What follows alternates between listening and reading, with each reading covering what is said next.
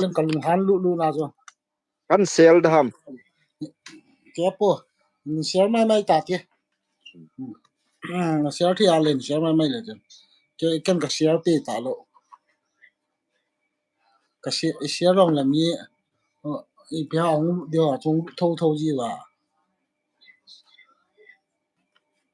tu ni he live ga bol khom pi nom chu ka be pa na 67 he ma hi so na pa na bol khom pi ding ka ti en tu la hi ma ti ham content ho ga sim di be se om lo zia chu ni lam hi ta na ni lam hi ka sim the lo tan ji ya he tu la he kha be ka be pa kha be he ga ki bol pi le ga ki live ko together compete le ka de so na pa na ka de ma na ki ban ji pu na ji ya tu ni kung ki ban hon pe na he kon bol hom kan bol khom ni te ni chun ngong lu jo sin light ai lo le share ne bol pi the hon long ne bol pi the hi bin ye chun lu siep ten lu jo sin light ai lo le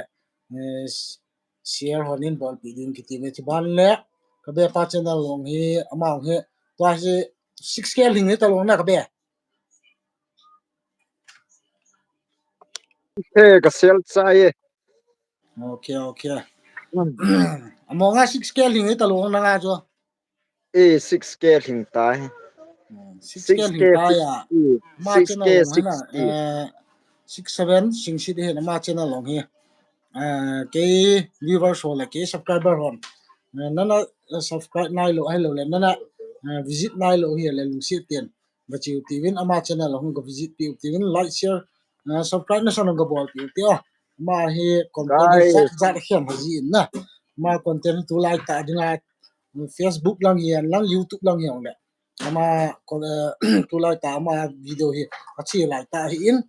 tu dinga amin phau hung hi ding na kai min te ni pa cha he tu amin pa phau ken hung hi de ni ye chun ama 67 channel long hi lung si te like share subscribe ha na bol pi ti win visit nai lo hona na visit pi ti wa chom lam kim ta bul ga ki pat na dinga chu kan se hi na ka be i ton na nga chu ki tang den ning ji en ke net ha nang net ha kia hi hoi mo he ve ta ka be comment ho ga sim te e lam go kain than sa ki pu he gen ama sa pen chu na comment ma sa pen chu kain sa pu he ki pau me lam go thang ki gen he ama hi mi fel hi na ke video hong in a share pg in chuban le ka live ka bol si ong ama hi fel ka pon tun ha ong ya ama hi ong lu ma sa pen hin comment ma sa pen ama hi kit na lai na ri cho ma comment hi ong sim ma sa pen no tivin jan pha ka su pi lai zon te ni jan pha ki pau me nang ma na fel ji e so pi lam go thang ki gen nang tabang hi chiet leo i gam sung in lam sung khang to in te ka ti nu me na nang tabang hi che de la mi ama mi ong ti dam ala angai na in chuban mi ong he lu sin YouTube kia bu se pon ni dang ang hi ta share the ngai le share ji live ball le pan the na ma panging ji na man mi fel ta he ti ban le second comment na hi Ephraim Singson first comment na ki lo hon nghe kho thi san be do chu ke kilo han la lo ja ka ti thi san khat lo lom ki chu da nga ki kilo da de ham kamel han ho ve le chon a hoi ka ha ya ko ya ni na non ni sai hi la jin ka chu ke ni chu ha ya hoi ki han he tu nan le ba ga sim ki nu ti den lam go thang like ka hin bol pi te kan bol pi te pa me tu ban le lom gol channel mang pho pol mang phan lom gol channel tiang dan ha ka chau le ma tu ni lai e chau go dan he tu na ke bol cha go ni dan he tu ban le comment kha ga sim kin tia lam go thang gen bol ku ki vlog ngai sang pen ong do tai ki pa men so pi lam go thang gen nen ne ngai sang gen ki pa thu kung sein i ma chawang te kai pun na มีบางใช้ที่ลุยๆอย่างที่ปุ่นยังแหละนี่นะไงสามจีน้องที่ป่าทัวเวลกันเสียแล้วก็เบไอ้ที่นี่ต้องหน้าต่างยัง tanam na ko le na na ha zam dia ning ta chliam ko na zam no ka sa na lim hi ki tang den ta ti dan khat ha tula he mi ya live ball ko mo he abui i ti am ni ti ba tu la live ball lang hi ni ti dam tham khat hi na a ki su lo ti dam ni dam ai khat lang hi ki su lo thì mai thì youtube la mo ya ki hang le la yo ta le youtube hi ball sa vai le vin tin thì ya hay một cái ki any sei nom live dia se sei lo na live ball ho na ừ tam zo he ke su mo tam cho tu he ai cho bo ni dang a ju ki su sial ding cho ki su biti ti ham ki su ge sialo cho tu nan hi la apa na cho ki su lo de pa ni cho amonga nang in tul ha video ni sim lo ha kasim he zani bo che hen tu ni kasim he ni khat gap ka pi ta che kyang tu la hi tiam video ka sim kha be se ta lo cho ga ji chu viral lo ho chu ga sim ning chu la ki nom lo na mo sim di chu cái nụ lo ja nhau khat viral điều ai lo la nhau khat mi ga he the điều nhau khat min angai thu se ngai nom điều cho ki nga la viral de se da lo ya tu la he video wang ka mo sim ta lo lem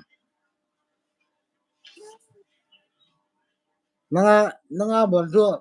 ni pham na ki man mon kom le committee na chu de chabep chu thol jin na tho do hi le hoi ta ki go la hoi kit lo cho hoi ta ki go na la viral kit lo na mo to oi le ta ki got viral lo wa khona ka be oi ta ki got lo wa kho ball phut ding da ti ball khil na pa o ko yo di ne na khuti ale go viral nom ki do so oi ta ki sa ale ki viral lo do zani vela nu me hoi khat ka bol hon so viral he jinga ama no ta chun aban he bol kit han de ka ti ya khat ye a ai ti bang bang sunday ni ka chu na status anung ko ji ba nu menu cho hoi lai ho yo as tu a ke to khom pi na ama chu inaute banga ki gel hi wa ai ki thu pi tha sangu ka pi han ồ dan chu nu nga na lai dan han nga ti dem nu pi ti dam nam ka se the he anung sang ki chi lo na ồ aman zale no mo sa dam no mo sa lo dam ka sti ta sa cha ling ki sia le ya na ang lu zong le no mo ana sa da na ji tel ngai dam ki tum tang ai pi a ngom lu lo mai thi na lai he e khale boy na comment lai lang che ga boy pi da pe to um lon gold channel na sei no pha ka in im to pol sei no có sei no pha ka he ba ke ni ong he ko kong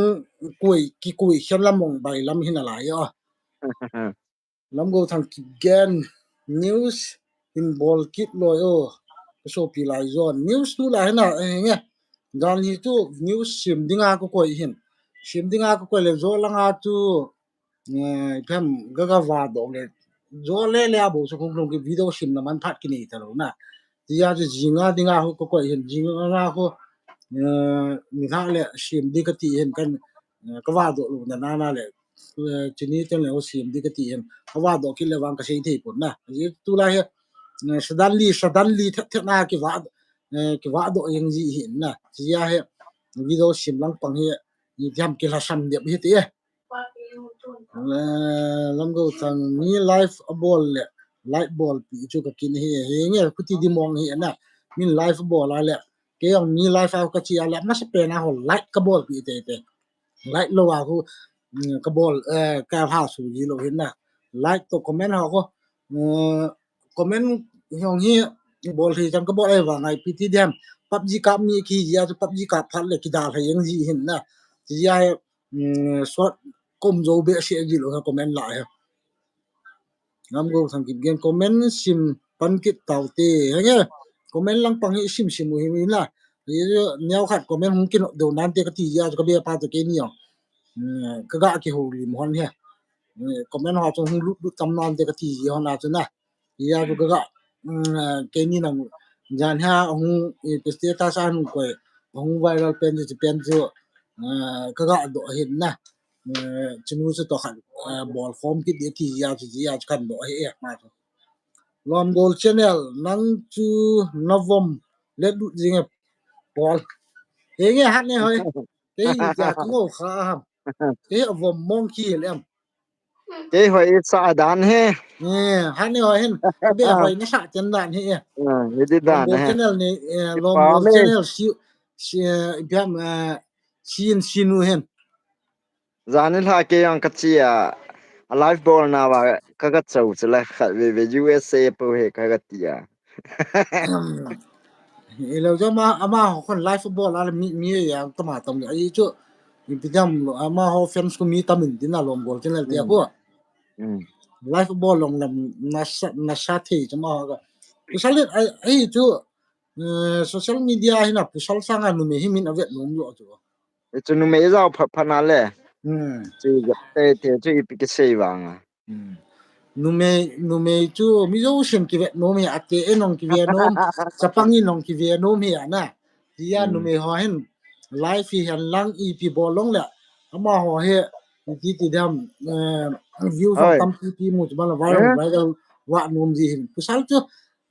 ga ki ti la amin phau deu ai lo le ball he na khat ni deu ai lo le ki mo viral ke lo ti ban view from ki mu te ti ya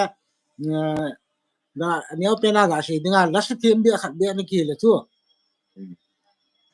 ki liang to yang mai thi chu khade comment lang ga shin ki ta de ko so pi lam go thang ki gen ko so pi lai zon lal boy jong ka ngai sang pen khat do hi he nga ma phá he mê do tu la dinga tu ta di dinga ka be pa 6 7 sing si dong he ong min thang pan pan hong viral go pan pan hi ta na ma 6k hong nai tu lung hi tan ma he jinu to he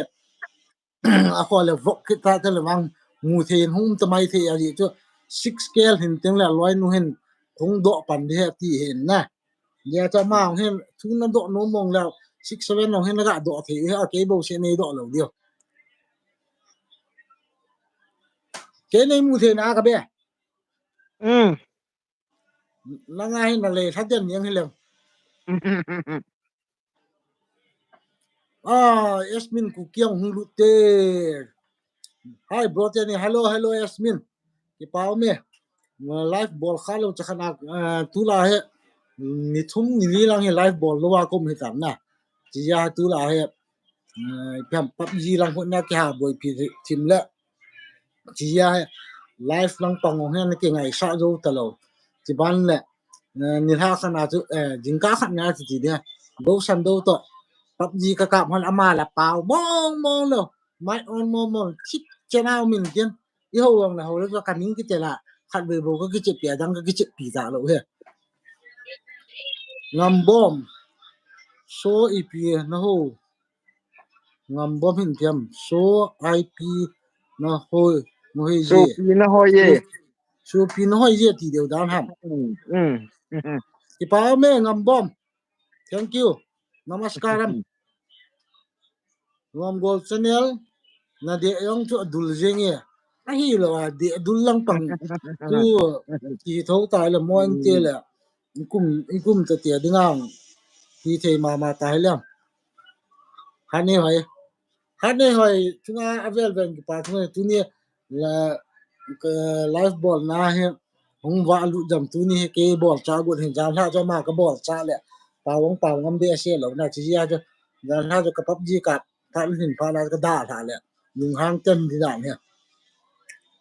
so pilam go thang ki gen so pila jon Yasmin jong le mu te henge ka liam chai hon ite a Yasmin ang kalim sa hante baby kip gen shaygin zo se hi ta la baby kip gen hi tu chunga ka be ne dong ne mai the dream je nu nga nu a pang nu ko na ama ko he na bol hoye baby kip gen tu chung dat nyom mo mo nge ti ba la ma he makeup artist khat nga hi in na ừ koi tabang film tho hai lo la koi tabang hai no kitchen na hi lo marriage na kitchen na kina naga ala pala naga sang ma baby kip gen no naga contact wa na naga ma thi naga akila pa yeng de hi ma he mi chei da nang che ma thi ni na i color ki khel le le wa i chei thi baby kip gen eh e khat Facebook ka hon masak pe na ka het he ta ya ma he ai à ba na tua he man ma he lo mai the ke wang ka het he ye ai to Facebook ngang ko Facebook ngang ko ma follower rong tama tam ta ma ko ừ sum bo mu the nai lo tu ya cái ta Esmin bang ku bang ki kewa live in bolvo views tam tan te kewa kan live bol bol han dia tam ka be pa ki mu the ta lo bi le le ta la le ha do na be ki mu na mu lo Esmin hello lo say yo zot la YouTube tan kan ni hona ai bol sa hon ne kewa live bol hon la Esmin kuki bulane tam implement ne honam ken wang tun ha begul to alu ki kan to omelette fry kan ne ka be pan implement ne dem wang ke he sa hi nge ke bang ka be pan same ne vo sa khet di da ne farmer he pau ni ha pa su pitani ni ha pa farmer he pau ki pau me nang on hung chom lu nin farmer he pau he alive ball nai ga raw dilan ma num ji choma he all ta khana ho limin tin da thuang he all ta khana sin tin sau pi pi se te ai chun ta bang chu ki bol te do ai chu i bol wang la he ni ti ti ram na ki no the tu ne ji ya bol ke lo atama tam ma he all ta khana thu se ji na ti ban le khat na he yasmin ku ki bro pol ka channel la comment kamu khanai pu ne ve pi ji lo am as nan se le ba kan he do be me na channel long ba khat be ka na subscribe na hin comment di ka ti ji la ka hai min ning ji yasmin no mo sa yo kina pana wang chu kan ball zat zat ding di te baby kip gen na loi pa jong holim sa kum mo se yin loi pa holim di ama lim bo do ta he upai nai ni iti dan be khat hong ha ho di mo cham khat iti dan khat ha kalim bo ki mu kalim ki mu lo guys ni mu nai mo dang ho viewers so hong lun ho khat ve kanal ken ko tia phone khat ve ga lang ken khat ve ga kalim ve ki ri mu live bo ball lo ham ko he ana ho li mo la le ne no ai ai pha tai mo comment nhong ka be ba in che bu ni on ta me pe me lai he de as brother farmer he pau is coming back baby again atin na baby baby baby kip gen an let's welcome ni ha pa so pite nang yon ni ha pa ni pa me lai pa nong gao brother is mean cookie bro po jong ka channel chi chi wang he chai ta na nó lối pa chong ki chai ta na nó nói pa nó nói lại ta cho cái sim lại ta nó nói pa dòng hồ lim sa kom mo ti ne cho baby ki gen na masa pe na cho ma hem Facebook nga go loot baby ki tia na ki ko hen na ma hen so ta ka ni ke ho ki na ki ho yeng hon ye ba tu a he khulang te pha na ho ka ho ngam lo he ta e a jine lo wang cho khat ve ni se pi nga ye gì nè này ê nunga cái na virgin khat hin ala ye cái kêu PT là cho mà hệ chắc băng chắc hạt bùn lại cho nunga lom go virgin chân khat hin ala ye ka na be cầm tâm vào dê nghe nó lối pa dòng pao sạ tăng ô nghe tọt sa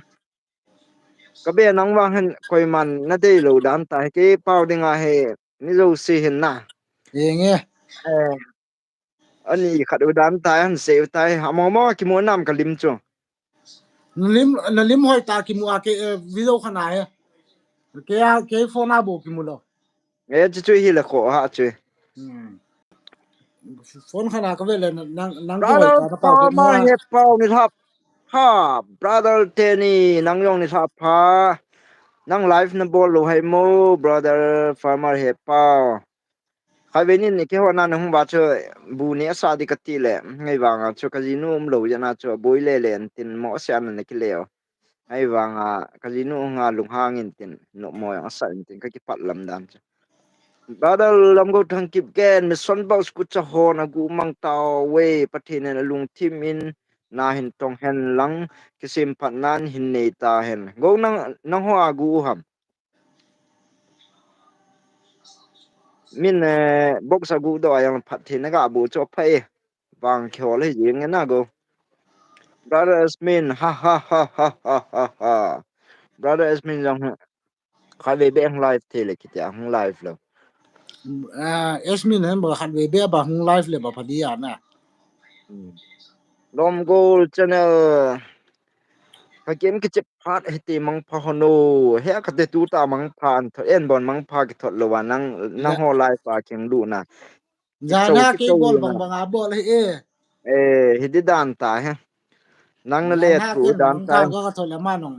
yan ha ke bol bang bang a hin bol he ê nuluk le ki hidi mu dan engo ta ha ne hoi lulun baite brother lulun baite hi hello lulun baite brother nong lu jen ki pa thu khan sei je ni tha pha baby kip gen nani hon na ahoy sele acha agim ne chi so ta bang chu ngai nom ji dan dan chi ka den cho ta bang ta ta su ki ngai nom ke hoi hi ang len dan jana um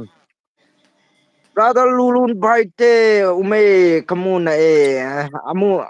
kelim hoi ta amu eti het na tai pa me brother Asmin kuki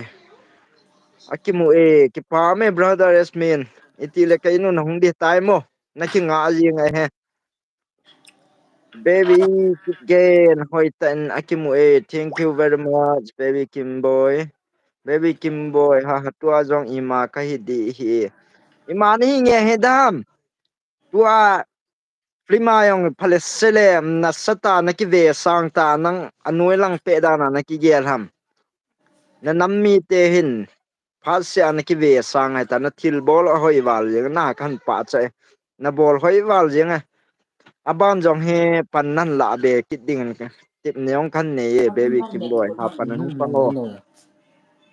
mang den lo ya ra lam go thang kip gen he nge a hi ye nge go ti chu brother Asmin ka so iti dita as ka de brother Asmin jong so do ta ye life ang zao he ka ki tha thi ngo tu ni tha na pan sot nga ye tun ha go san do hung lo wa le no mo ka sa de he brother lam go thang kip gen gu cha ta me ching the te su pi lai zon te ho ati na na go ki tua ka til koi ho yong he til man thom lo na ti na he ke yong hen ka chi na chana ki pu le le di tam ka ti thi me ta chula e ho lang he tem gu cha yong tam ta na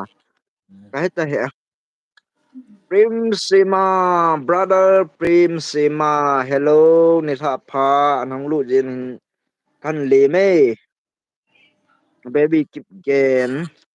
na life for na nin hoi ta in akimu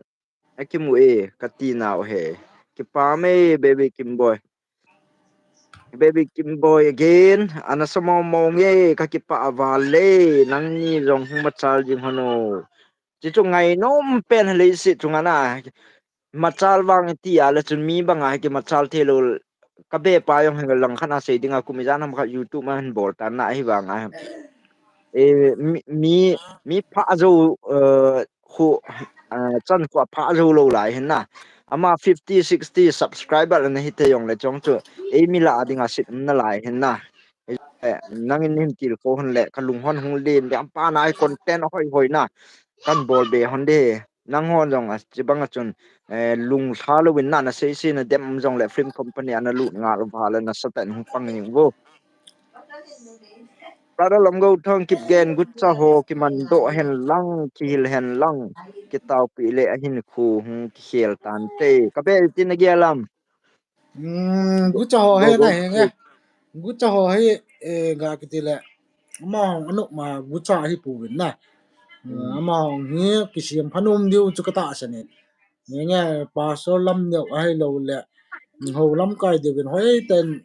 ama ho lo hi ke ho pi hen lang tao no man pi le wang chu ama hong kisiam phanim kata asane ke yo go mi ching ta he na um kati dam cha tu sei ho yang hi ti sei dam mi lung pi gel na ti ta ma ma chong mi ngai cha long het the na aji chu tu la he sum se ki dop ding he pun chu te na khat hi like kiti ho yang ki dop tu na he jeng ye ati na he YouTube YouTuber so yong hi lang khana sei dinga he ki pan tha hi na kho ta pun na atua ma chal sa ho hi ti le dop wa na sa ta hi dop sang diu ham ti yo na go chong hi na la he nang hon go he go yong han pan na sa ta la jing hi na chu ten le YouTube yong he ki hon na hi zani vel bet mo mong ti de dan hin subscriber yong 50 ho thing lo lai hin na ati na ma yong ta sot wa pha he go ga he the be ding in comment tam lo jen ga sei be nga la ama he kang pu pi khu sunga dinga yong jut te na man na man the hin na chu tiang le ti na zo sia mi chi ki vui na ding than khu ho lai hin na tu na chan ge ya mi thi po le ama na to di da na aki gel je nga sum mu na ding na ti ho yong gel ta lo ama chu chi jing than khu ho ga lai na pan la he ti jo kaga sei be no me ha ji tu ke ho in sa langa cheng hin na ta khat ta bang khai ho ne go ge he brother Ismin ha he tuan comment hong tam kitan na brother Ismin cookie milawai ngen hi be di da jo ama na sei na he go comment che ta go comment mi gu cha ho sei na chu na mi gu cho ho an ti na chu ama milawai ngen hi ta ve ti he ama yo okay he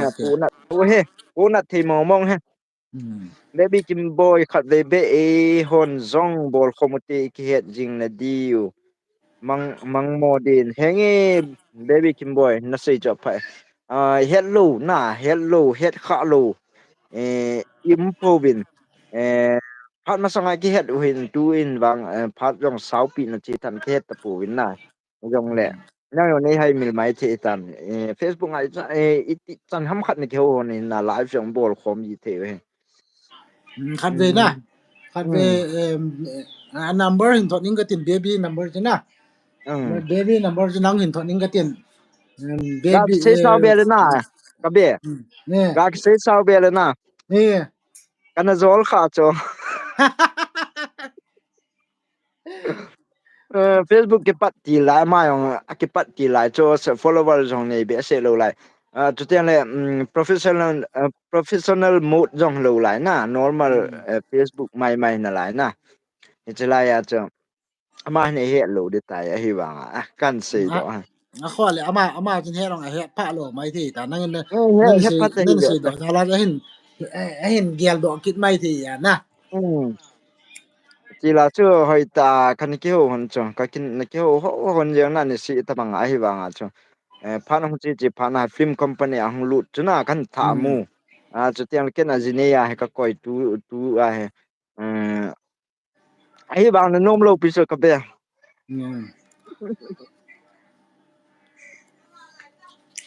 ai cho number ông kan thọ đi à nó ngang cái baby nó thọ những cái khát về life nó ball pi lên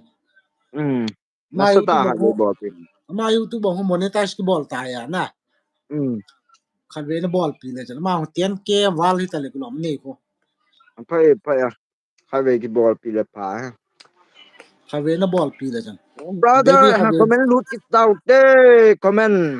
คอมเมนต์ซิมซิ brother มก็ได้ตลาดมี Esmin เลยตัดดีไง Cookie brother Esmin Cookie ang lut kita na tua hen sim ki diu tai gu cha hat le e ki tu ngai tai e ki tu lo le mi him jong mang the hi chula adi e chuang cha mi him ge mang the he ai chu mi theu gal ki teo na chapang ki ma na ki ju ri hoang ummo hi he na chogi ya he ija ta hin iji the ngai good Nghe comment Yasmin good cookie sẽ suggestion hết dia đi hem na tu la hi de gu cha be ba de talom mi chom ai lo la mi that the yong yim do tan na so la ko na ki ven na dinga ki ven na ngai tan I cha te na san nong he apo chu apo to wong le na je I pham zui the na chan chu zui ding am na school ho I tha lu na la pu yang chi jin ki ven na dinga na tu la hi mi kheu gal nyao la mi kheu gal ni ki ti ta bang hi tu la he ông thà cái đề tài nát chỉ esmin sẽ hiện thu hay ta hiện na chỉ hi mi dâu xin hiện và bối mỏ ta hiện acha baby keep again sister baby keep again is coming back again to him comment kan sim kit ta na la na he to awang he thuki dong he ta na kan sei chit de he comment tam lo wa he comment hey tâm đi hai hey hai ti an in zol kit ta enge ne hello mai the ta masanga chana 2012 in na 2012 in ken jong 12 kasim he chilai ta chu 12 kasim lai ta chu facebook he an ki lu in na nga normal thet ahina lai chapang cha bon hin lai na ki phut det jing na tua na me pial he lai cha chu baby gulut baby kititam na min khat na ko ye tu cho pha na se coi ang na ko ngai mu rồi chỉ count to professional tan on bola le wang chen in a lai di na I chat ko na kan ho kan ke ho yang na kan ke yat do on hin ai wanga ama hen no mong mong long na ana da kon be yang na I pe le awang pha yang mai ten awang si yang mai ke wang che ka sei chi nom ta pon ai pe le ke wang chieng chieng a he upa khai tan na tu a he jin tan cha nga ka ni te ga ge la mang jap jing na ne he lo mai te tan all khat we live wang bol khom de tia tip na kan ni he so na biết next comment ong tam jep kit tan na sim sim à baby kip gen na sei dan hi ke het lo ka nin zol hidan ta hi ha na samo mo nge oi za ne yan nge he dam ken dong ma kan ni num pui ti ho bu na ni na dialogue khuma na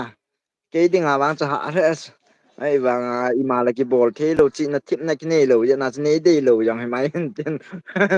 July anam chắc là na nôm ga nôm lên tu ai nụ pi này đến trang à là không này đi chứ anam nam na ke se bo we baby kim boy hi wang cha ta he na ki zol pa cha na nang wang na khan mil tu chu me ta Asmin cookie pen T-bone and dendrite hop na hop na dinga gu tele pen T-bone dendrite hop na dinga gu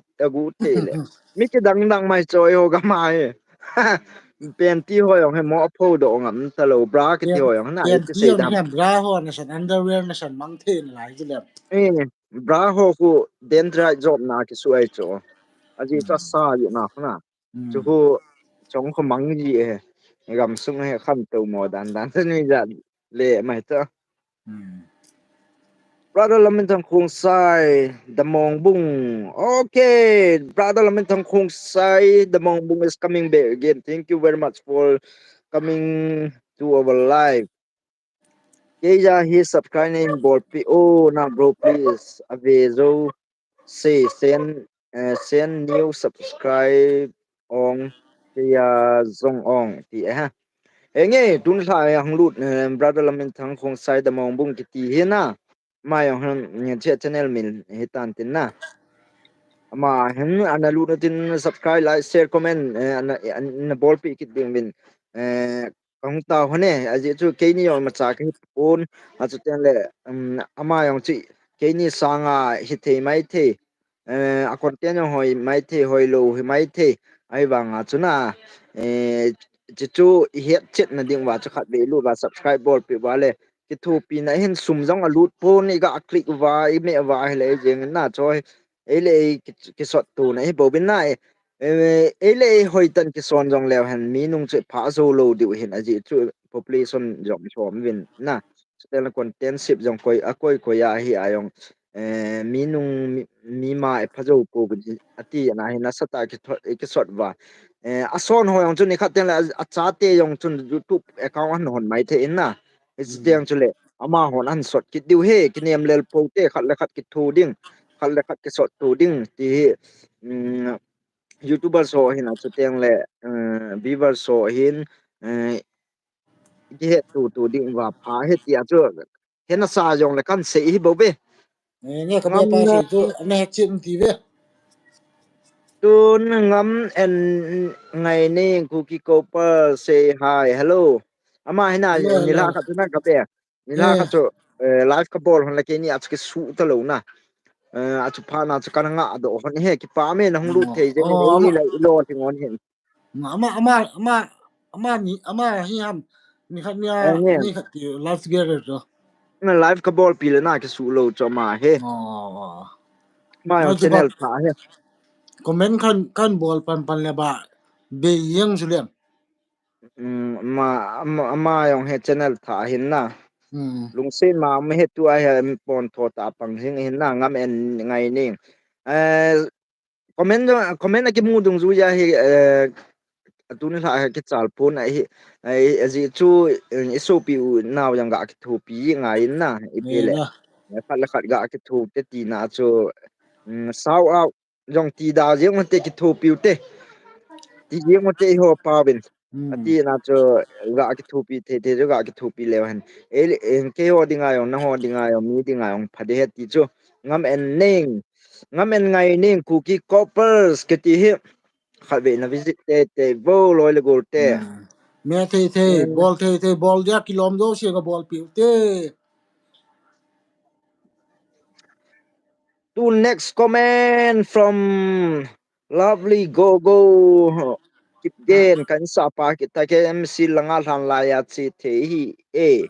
ahi wanga gari kanei lo je a ka che lo ahi kangui ku pi sung tai lo awa lai kot haizang el sung tun komun dulin ti tuinom hi chang hi ahi tua go go sei cho ma khan la ya kang pu pi jun hon jong ama ha man cha mo mo na ngai sang mo mo hin na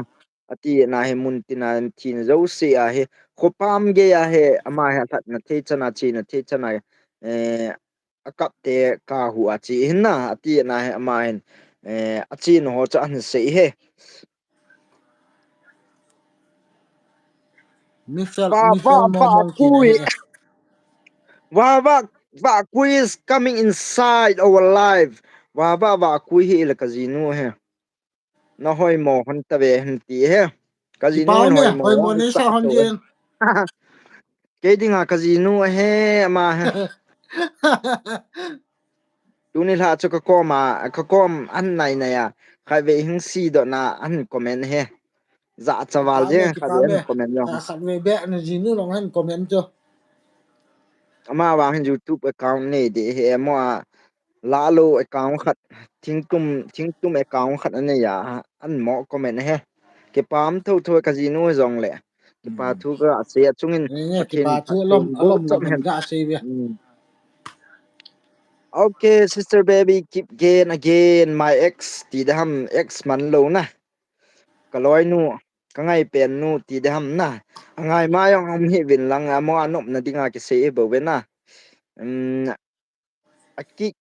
aki het pen hi hinte ha Facebook nga kon koi man e zol kha lo he ke phalam sa kagin mo cho baby kip yan ai je chu ka ho la ya chuna athu se dam chop e khat na dong ma ho thu se to kilo thim na nang thu se dinga chu kilo lo we he ati na chu na tu sei I dan chu nang ngin x na ne ya hi lo la khat to win na he nga a bol khat wang khite te ding kan gin mo he ti chalai pha na na kan zo lai a chu bi gang chalen gang chalen ni do tu la nen share pi on live nang jala mi khalen mi ong lu the yang na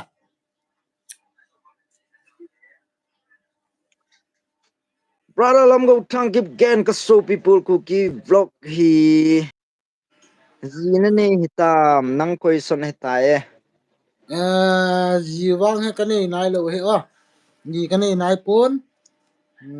tu lai ta he ko hol lai ta hin ding ko hol lai tan koi ta bang o ong nom kha wa le ki go diem san na bo kanel kha kha chen yes ne na ti pi ding wen go go bin nan do wa nga he ma jong ji nei lo lai he na ki hol form hon dik da ne na ki hol form hon lo le itia zina ne hon lo de ta e go go wang tu nei cho ma tu ke sang a bol fi ro di ya na ma tu hai no hai mu pai pai mai te di ai cho tu ang he ki mu nai lo na lai hin na brothers min ku ki hoi lai na vet na ki chen pi ham ati e koi jo ai se hon tam ke is ngi lo zo a pham na loi nu han comment pen tu ko loi nu no hoi bo ta ve ti pen tu zo han reply na hin te te di dan he cha casino reply ha don bu ji ha na ji nu casino bin ha ka lo ding jo ka ti dan chuna ama ama langa chupanga ke se nam ke langa panga ma se nam ke thei lo chla brother Esmin koi pen casino chu hoi mo a ole hoi lai ka vet na ka kitchen pi ham na ti ham ole casino ko ma che ke hoi lai na vet na kitchen pi ham na ti ham ha ven sei po na sa devin ka he the he koi pen se nam khat ve se phale na yasmin uh, chun uh.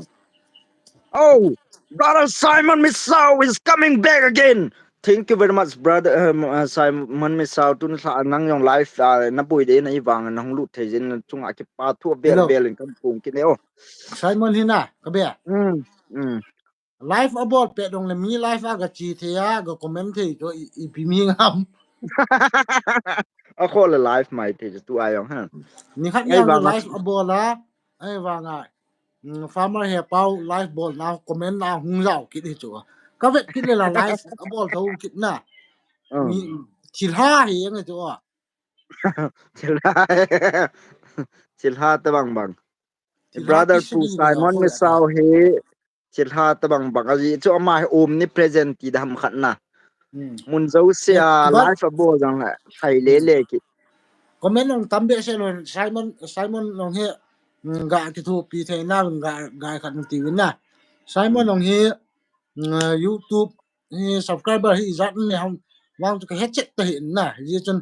simon nong he live abol jing he in ma nong he to lai ho ni tam he pun na na ge jo si hin nga chi ti win ama nong he subscribe nai lo han subscribe ga bol pi ti win chuban la la ya avia zo siang mi get ga chi nang ga bol pi na chen subscriber get amu yan de na ye chen simon a dinga ong ga chi ti win ke ya hi win chu man la ka be pa 67 sing sina hin ama fan so hin yong chi ti win simon hi ama channel ga chi pi den simon channel ong ga subscribe pi te ti cho ke ya ko na request kan bol he apre an vet pe vo tua brother Simon Misau he khalo chun it bang content ne yam ma hi lo le pe mi ham lung sen mi ham vet da mi ham ti cho het nom te di hen na mi khat cho het tem chi ta bang a chi gel chi hin na si ne he pun ti na cha khat ve na visit u te in bol the bol lo lai hon ga bol pe u te ti cho tim na avelen khan ne je to baby keep again my ex silo ha ha ha ha to ai nui tai aji chu an gel do thim jong he mai the ya noi ta ki pa me baby ngay keep người gen độ từ to baby keep gen again wow jing mama le kasel ta lo di ham na seigin ha ko ya se ham nang na se he cái gì này chưa ding má mai nem tu à cho sharing cái gì tu chân sharing cái gì chứ brother lam go thang keep gen again 32 ka hinalize ti e ko yo na ta nó hanam hun ka chết be nó lại cho nó hoa chưa ko yo na ta hanam nó hoa cho hun chết nó lại AI cái gì vào thì tai ole nang na kum hlom na lai di bha ama sanga hả na kum hlom zo dem cái em nang cái chap tu August date 20 date 26 à 25 không phải rồi không phải anh lên là 40 thì đi tunil ha chu make up nan ki bol hin te na chapang bo we baby keep gain sister baby keep gain again seigin na ti tim nula sẽ cái nó ti thêm nu cho là cái ti thêm nu em cái ti thêm nu bằng người nghe cái vil dingin na ngay vàng cái mi vàng cái gì thì ipun na anh lộc điện lộc đồ thì cái lòng cái địa pun mi lung thêm cái thay lộ hen ama diga cái ama diga cái gì nào lẹ hung nôm đàn tiên cái gì lộ vào lẹ rằng là ama hung ama sĩ đàn hình cái ông nên chỉ đang bằng cho ama thu cầu quay hen ai cho en bol hat ya mi nụ sa dòng cái nụ lộ hiện na mà hồi ta hung kỳ ghê lá thì tức là hin lùng xiết ba bộ chú ken cái địa hiện en no hat ra là phát xiết en no nói lên nôm tan thì ai no hat ra là nôm hỏi ai lùng xiết lộ hiện na hồi ta kỳ ghê lá thì tức là hồi ta hin lùng như na hay nha mà hay cái ngày tây pi mà hay cái lùng xiết tây pi thì ai hin ghê hin lùng xiết na lẹ wang chú wang chú đẹp rồi đi hiện to ai gà thì đam ai sẽ hat ra là gà nôm theo chú ken cái địa lộ hiện ka be pa yo kum run ka hem dan he mo pui phan di di dan he se dan cho một quý phát đam một quý lô phát đam kia ta lỗi ka be he an da do te de he het chi di he mo pui di he yom le brother Yasmin cookie na loy nu chu ka don but so acha ka loy nu don but le ke ho e sa lo dan he brother Yasmin hen gim nei ta he ka loy nu dinga he hoi mo wala isa yeng ni he di dan he Esmin ko kia hin share lang tu ban le super chat bol thấy thế diong hin ban ko lulu no tu na ka bia pa to fu de wa ka bol hon len super chat bol thấy thế no hin bol din hin het so brother Yasmin cookie ama comment ga sim kid utin phone ni at choi chu Simon hin brother Simon hoi lang na ge tai mo khat ve se na hong pau jot nen hoi lang ana ki kho do ki tam phone amang ni hi tan te phone a ni channel ga shout out pi ona mang ke han ya mang ke khan về ra comment long he ni về ham comment hung bol la po do pai kit tan te ama he khui mu to bang cha mi jot na leng mang pai ama mo phone ni na cho ya la brother Yasmin hi khat na pi le iti yong ama live board thi lo wa nam sa nang ni zen na choi na hau mo nge khat không hin dan thot te tam esmin ku ki to Simon he kho tha khat ham hello brother Yasmin hi hing bung hi ana e kha Simon hi sai kul lang ki ka he so le gam hi on yang dan tu le na sister baby keep gen lam go thang keep gen cheese nakum ole baby keep gen nang to lam go thang keep gen hi koi zo na ta han dem cũng cái bằng hon le ta dan ha cheers and ti dan chom dan heng ki bang hon di dance cũng cái bằng cheers hon ne and ball tie brother Simon thank you brother hai na lai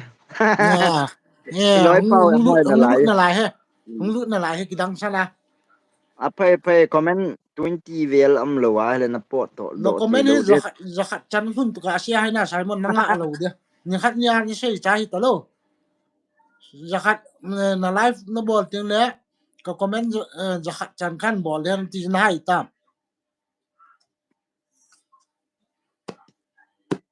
nu kal comment nan bol wa le ke nong nang live ni te la comment khat ta khan bol lo ta okay brother lam go thang kip ken comment na sim kin wetin jingai lu ding hi ku ki nam sunga bui nam teng le pus kitchen a nu te to si sipai ho to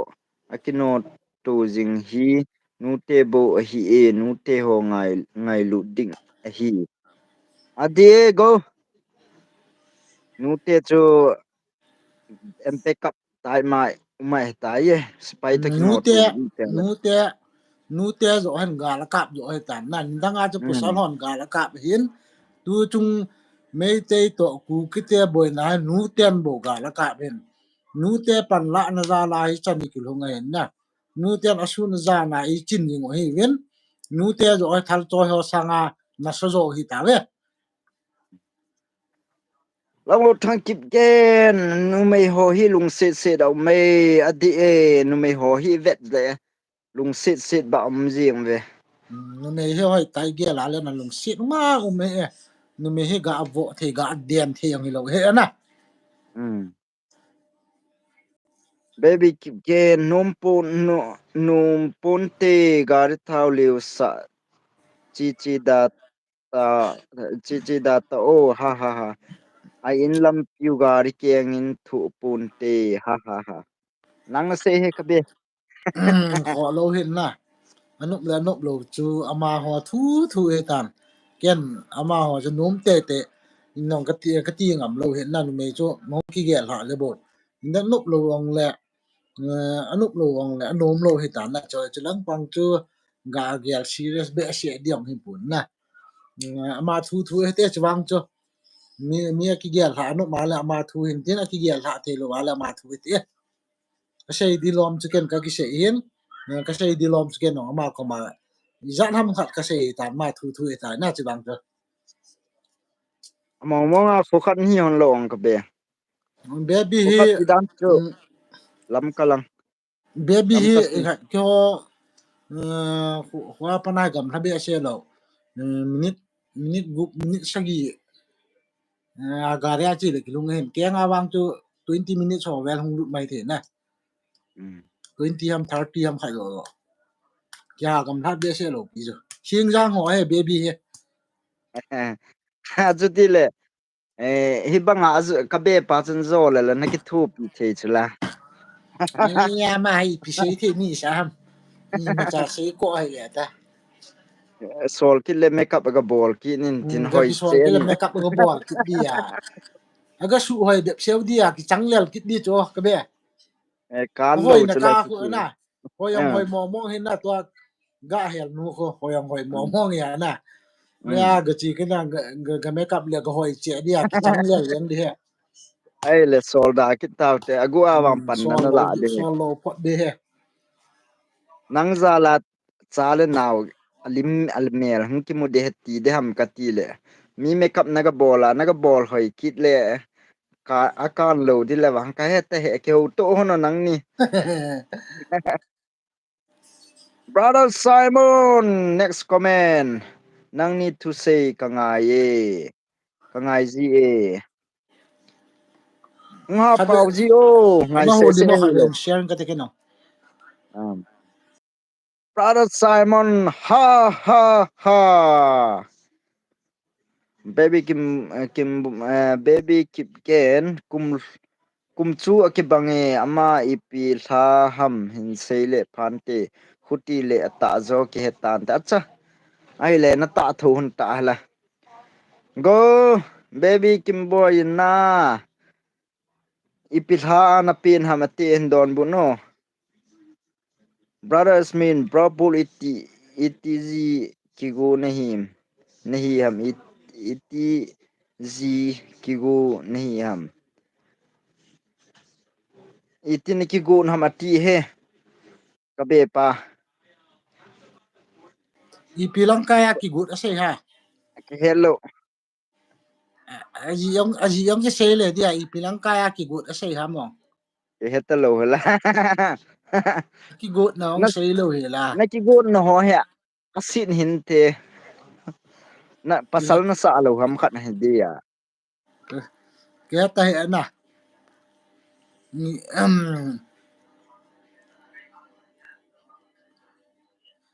Brother Simon again. Next comment sim kit taute. Brother nang te ni kumizat nahi hontam K36 kahitai. ke na 4-1 41 hitai. Kabe pa de tu kum hiji hol pi lo leo. Hitei lo di tai ti cho na gele na bra Simon. No ho na langa chu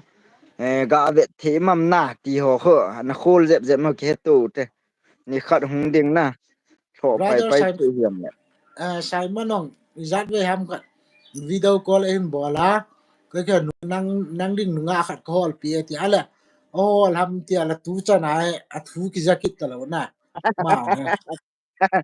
Le a chu ti le wang chu ka heta he chu chu le nang ni ki ka he ta na ki ho phau na na ki ho che na pui do the hi yong le yel tau te Simon ong hen azo na la hen sei ji chu oh said brother I'm go thang kip gen July fall he baby kim boy na ki ba hon hin nam nang lai in na ti pha ha ta to July fall 1993 ki ti pen che oh ama he July fall 1993 kuma ping he na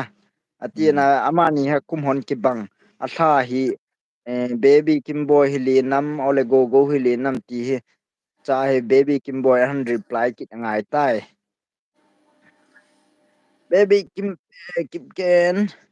nu ten gal ka pa ten pubg ka khang ki hel cha pa te wang cha ai wang ka be pan ka be pa wang zao hi awang phale ajini man lo cái le gol dum hang na ki na la en din na cái ke gol hang ki na la ya en cái dao phai tu se na chân cái ka kha hi baby ki gen ha ma hin ke ka cha ji cha ai skill na ki na cha na ati na tin ka na cha kho he na ki Excel ni ta ya wa chân la en ka bi di dan cha Brother lam go thank you again next comment hong kitan hin sim kin u te 1993 July 4 la ka ping chi la chunga yang koi tan na baby kip ge na akiwa nin Brother Simon bra lam go thang ke jong thar tu kahi tai ti he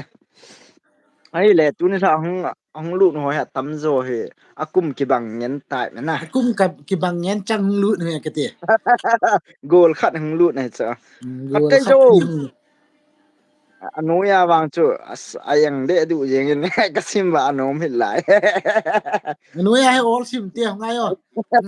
baby baby a chen sim chai te ti o en nangin nan sim de he anu ya yang pa na nghe nghe baby keep gen go ke 10 June 10 June na niaw zet me en na lien zet me ti dan he baby keep gen hi sakhanin na sakhat ti dan tan tin sakhat ti ya he hung lien de dan he 1993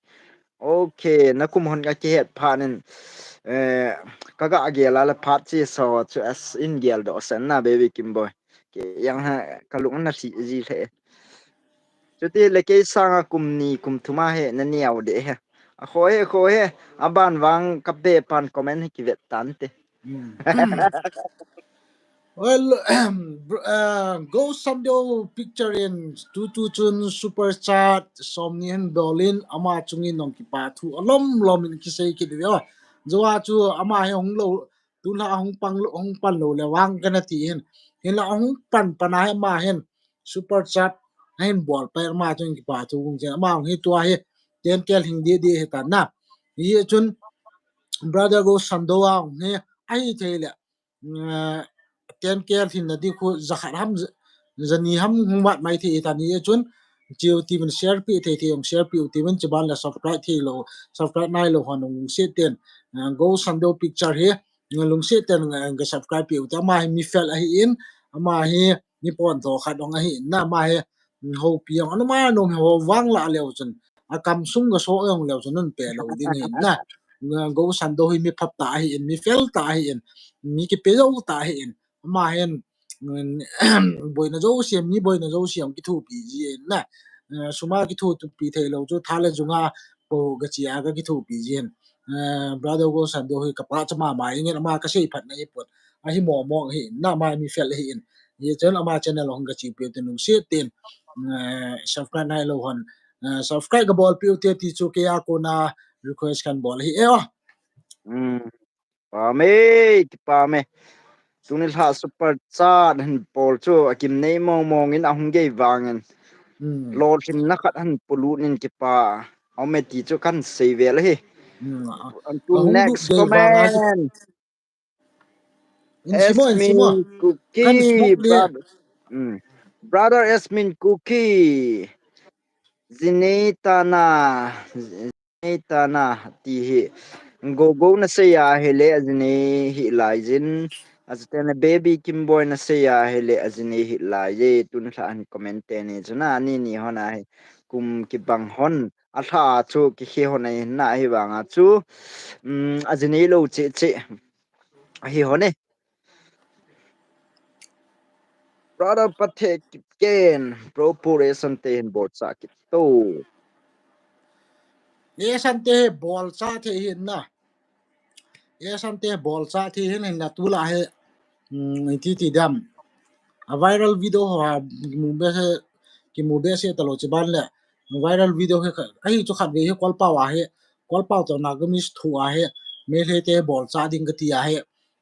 ka video he ka sim bo he na hin la ka sim man the nai pon ni pe la tu hap ta ki lang le wang sim di ka ti hin me le te cho na ding mo nga video khat di sim ding chu ban la tu chana tham nai te ni ho chunga bu thu ni pe thiam i ho bo e man jingu men na to ama ho ho tu chana hi nai ten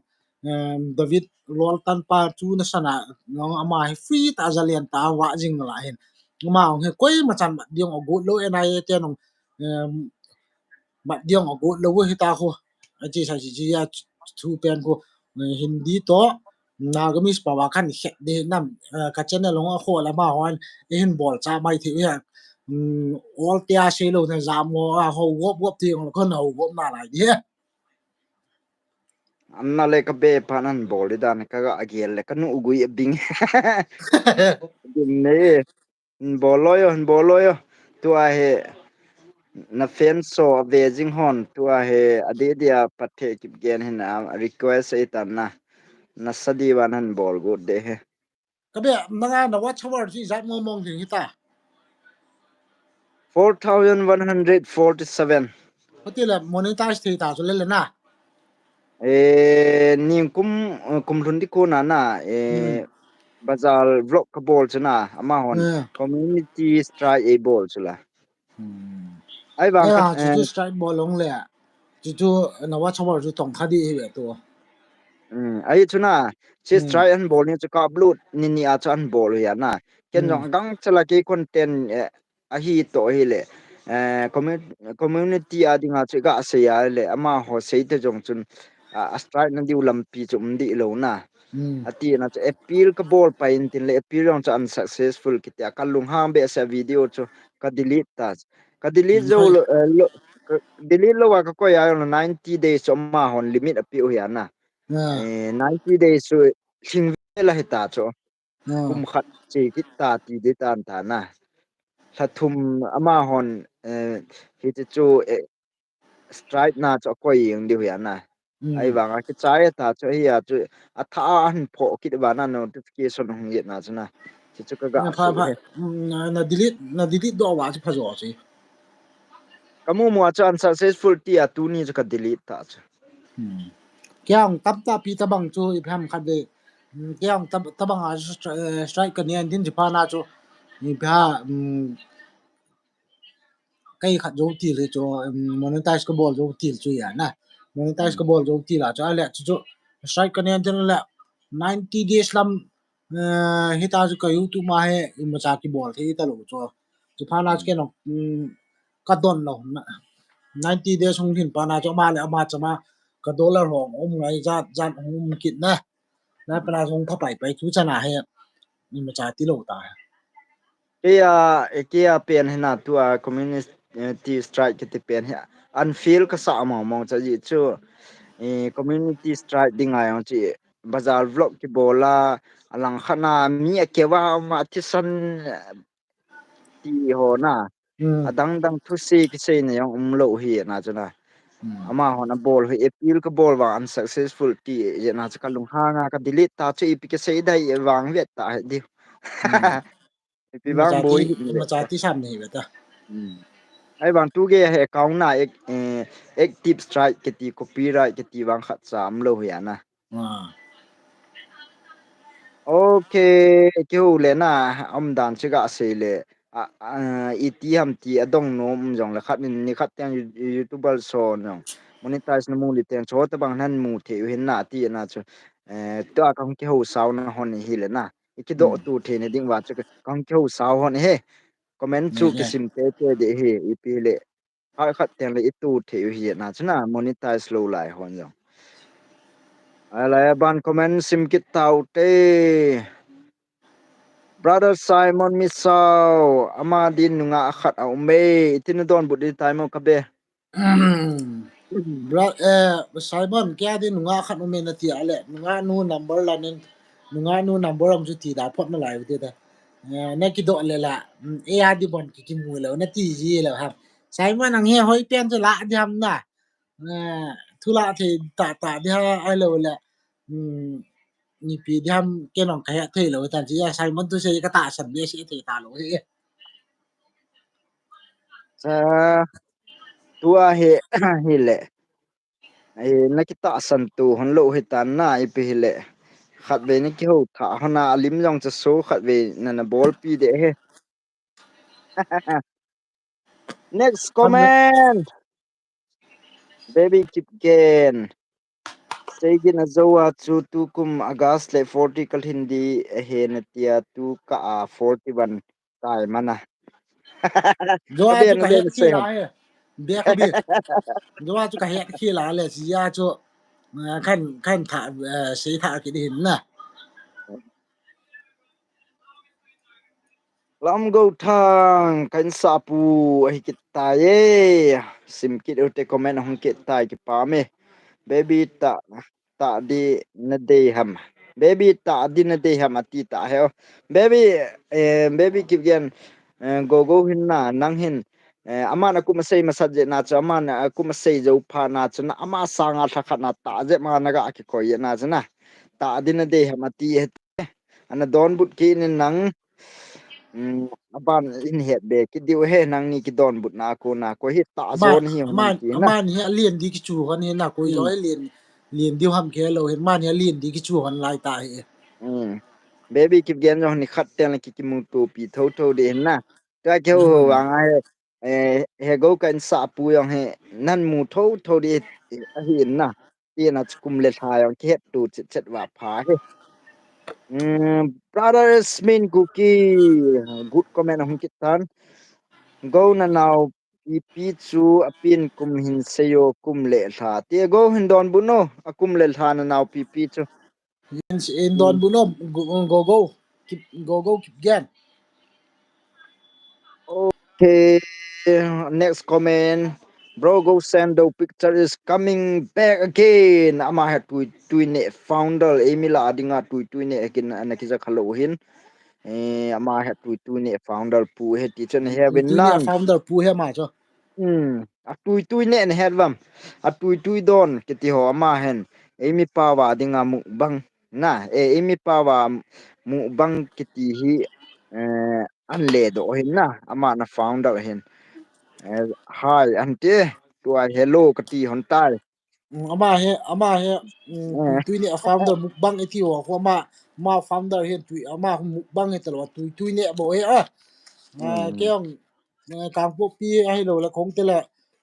go san do hin vo cha tu nga na tha pi nge ti hen na chi ya ke yang kang po pi lang hi chi di kan tem ten hi te kat be bang hong te ngai tai kha ve ka scooty ku kan ho phe ngai te ta comment ban sim ki diu tam brother comment chal Simon ki tau Miss te la Sao so pipan an comment kit tan ki pam le jinge man pelin a velin zakhat ve comment de hin tun tha hi chi 20 ho yang thing hit line ki pa me ha pan di ki kinem na khan pu nge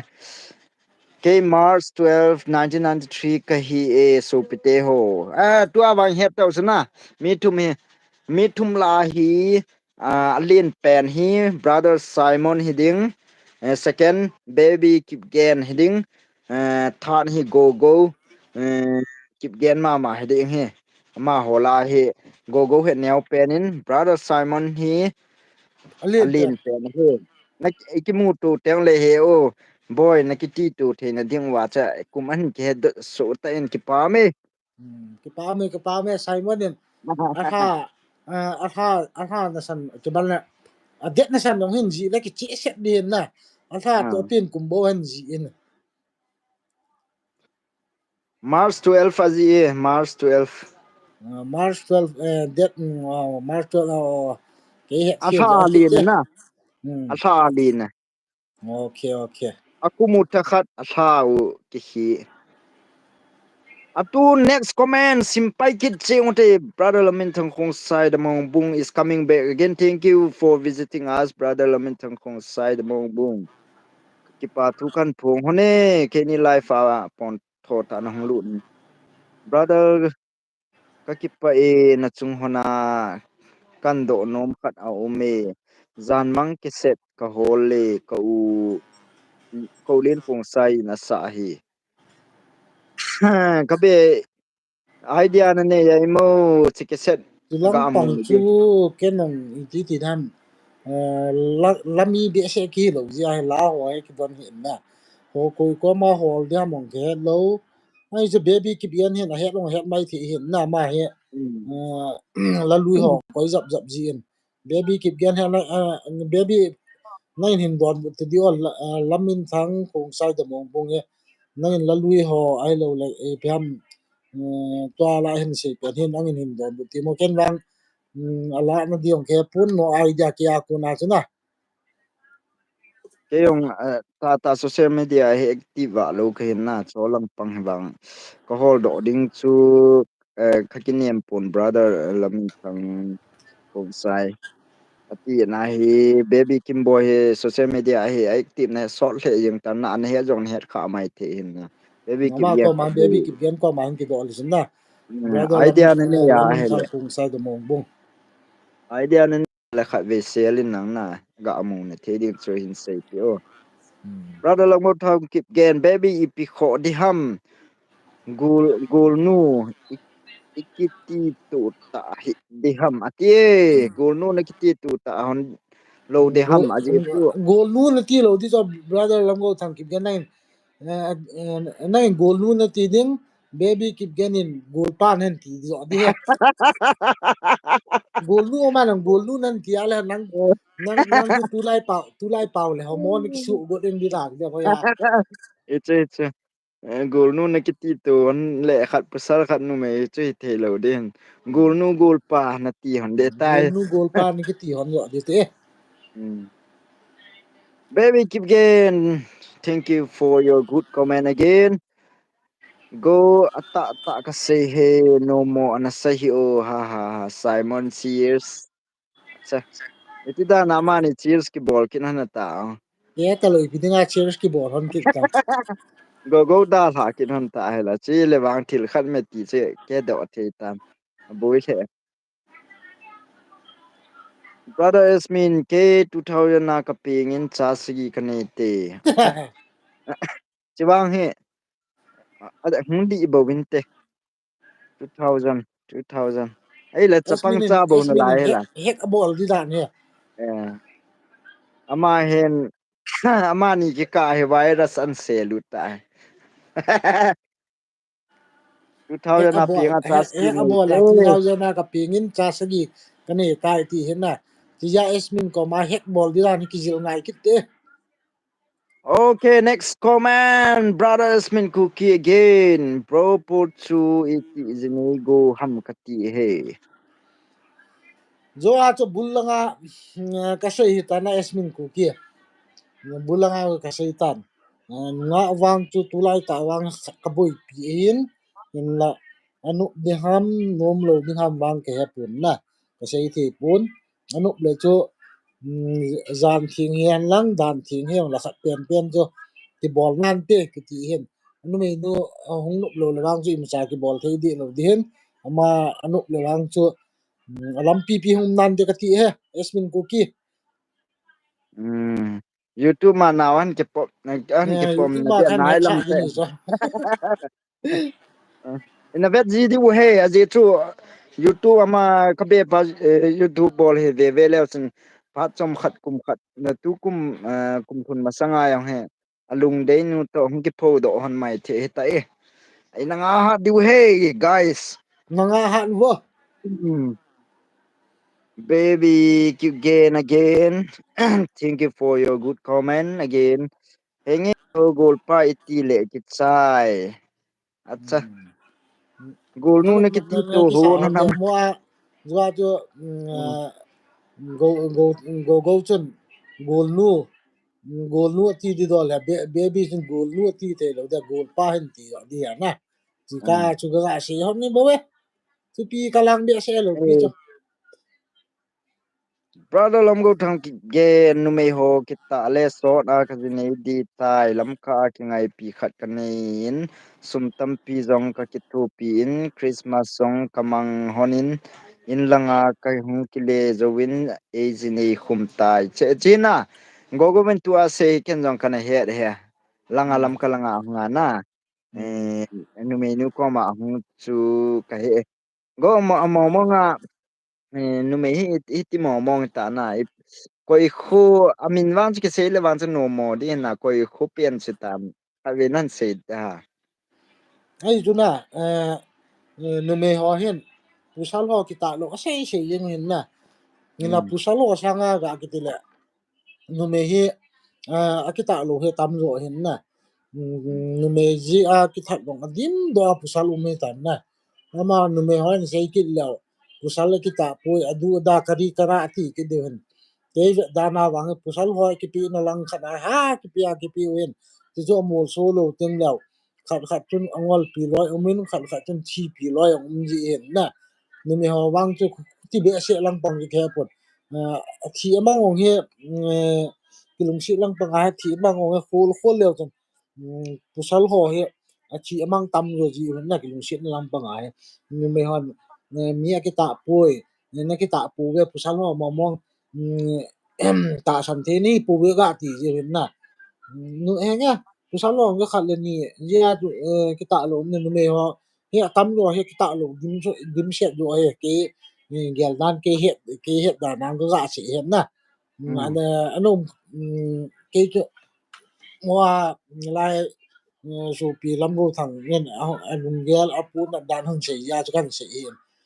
mi ô si chu he nga mi ô si chu ki ta de lo hen he ong la mi ô si chu khat khat nen khat ki ta lo ta pan wa mi ô si chu ta san da di ong hi pun na ni ki bang poi mi nung gel ki bang lo hin mi nong lung sip ta mi nun ngai ta hon nen lung sip pha lo lu me ho ti ti dam mi ka ta san thi ta poi an ti ji ko ni la le pham lung han han ji hin na cho cả lại không hen sai đi ta ma tam hin la chứ cái xây lẹ tuân hai cái xây sai dâu lẩu đi đấy nhá cái bên next comment hình sim kít to gió lăng là cái hình sim next nang á comment brother lum go thang gen cái snu phung wang se po nge ti e ipidinga se go lo hitam nó xây đó ngã lên xây anh tăng em cùi phung cùi trang hiểm cho cùi nòng phú nó sàm tham cùi phung là trang xây amin bố cho nó amin chú gà xây là vang cho mà ông hen à gì pa ham ama ham anh về cái life này về khai là vang ngồm rồi đinh hin này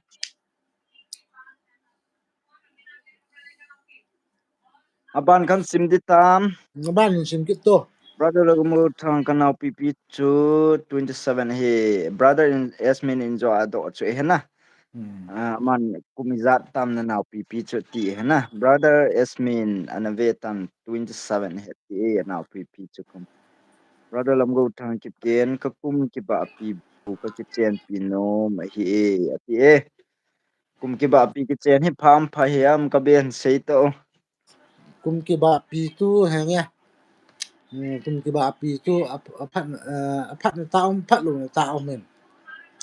nu me hi ga ki se le ama ho hen kum som le sagi apana nu me hi alung thi ni pha jo hoi hi ta lo hin na nu me hi china ching bai nu me hi apila pil liang hi pusal hi ke ngol fo nen pusal le kum som dia ngol the lu ke na la hin na nu me to te dinga he chỉ ra he nghe cái cũng khăn đọt đi là chỗ ấy sang ngan nhau hin cái để bia xe lộ hin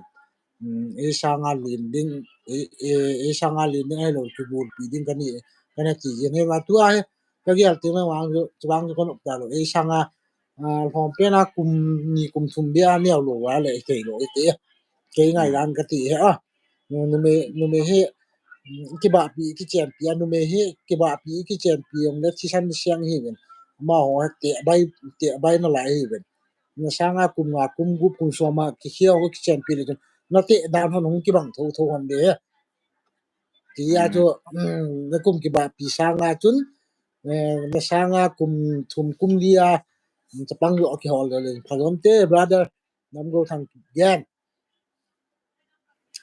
aban comment lulun brother lulun keeps bunani hunta mhengi kanetai nghe je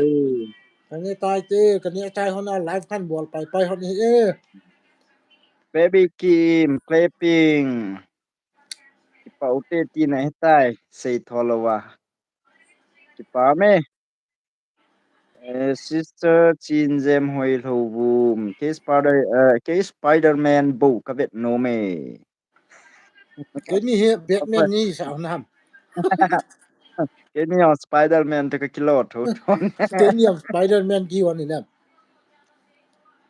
baby kip gen kabon wa atha kum adet kazi ve ki pa me tu awang salin pen yong ke tan neu pen yong ke tan alai pen yong ke tan na ki pa me tu awang na kum o ke su ken ke tan boy now he o ti ding a ko ji ka ke hon te pa me brother hen tin go gang te say hi hello brother hem tin go he cái lối hỏi là mình cái gì là cái lò mình đã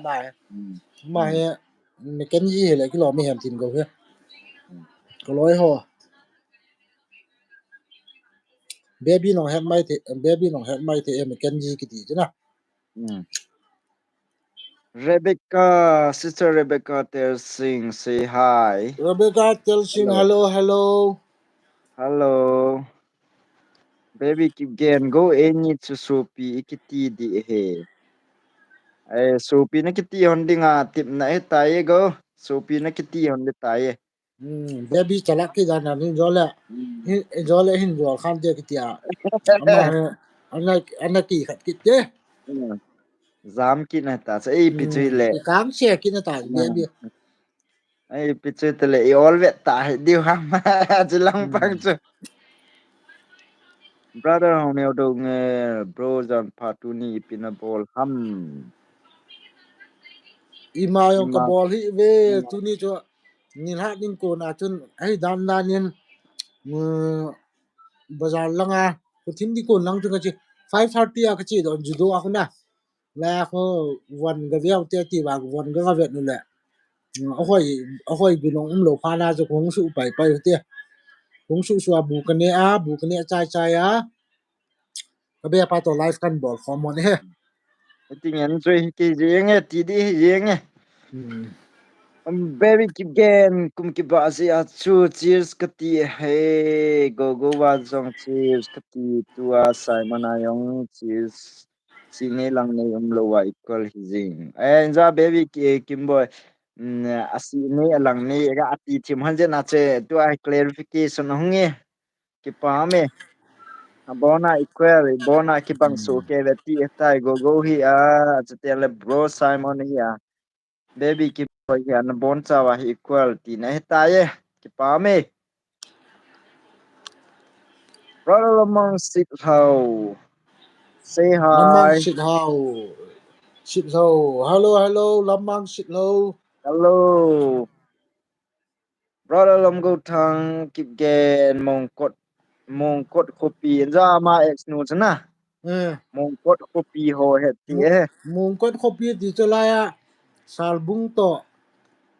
Quay cái cả khui lo ha mong kon kopi chu. Ala ka het khil lo ha le. go in say pe o e hoi lai amana khu se ni ki ka ho cham na brother Simon Yo le komen Misal nung sayo. eh Salbung to. Quay cái cả khu ham mong kon kopi khu. Chupian khu na siya may lo hilo ham. brother Simon Misal inzo atsu kanet kitsaya tu ai booster kan ki ka me among brother Simon hin nilha se wifi man ji ham katile itidan Wi-Fi man ji ham ba ka ti le itina na booster kap kip tam ke he. any life i phana booster lung sit na di ta ne hon nan ti ham ke ta he Chalak ito Simon ong cho. life ball chan se mi na wifi man te cho tun la chi ti ham zon sian bol ham au no ma thim ham ke ki la di hi vet a comment 100 na ti ya za jong se thing lo lai na Nói à, hình này đẹp tôi mà comment hi comment hi nga ham buồn là lại vậy ta. okay hum kyam bolo bro Simon za khal thing nga ye brothers mean baby to bro pool hi kis to le aga di ham ti ka ge le gop dot hi ham fa lung gel khat hi thuwi bro ismin na ta hi baby ki bien to ka be pa pu Thôi à, blog mang Yasmin. Thôi à. Baby to cái ni cái sự tu thì hắn hi cái ni cái tu hắn thôi. Ui là kẹo các bạn anh nghe cái sự tu hắn nè. ave ho decision la de student sa koi ko hamma ni he kilometer khon tong wen na kilom pui ti ale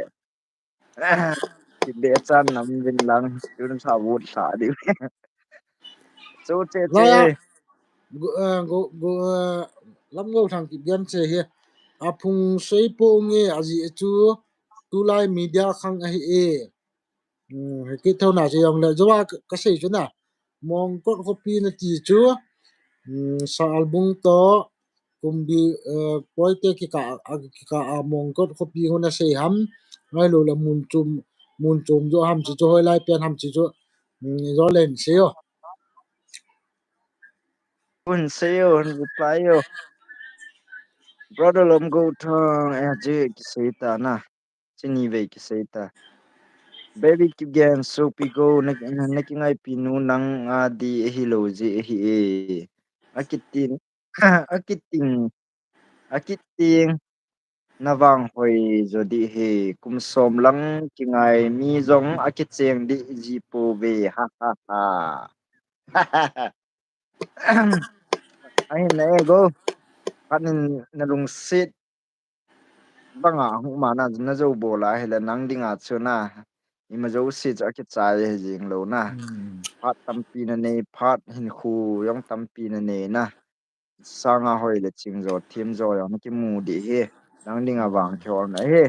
lung neo he ama sanga nen lung si ding ama sanga nen de ga ding ama sanga nen photo do ding zo ta nen kim ama sanga hoi zo nen kim zo de ko lung neo ho zo tem tem men zo tem tem a ji lung neo ngai lo ji pusal okay bro is main cookie go in cookie teng na de nu chu na ki chen pi di he o ti ta he ni cookie chu na nga de tai bro is mean say da na he chong chu tu khat he thobe ai pi le na nga hat hu te ama sanga hoi yo na ki mu mai the hin na mm bro lam go thang kip ke and again ka ex nu min ka se di ham ole ano mo dem atita ho ise sada ka be ole ano mo ti ditam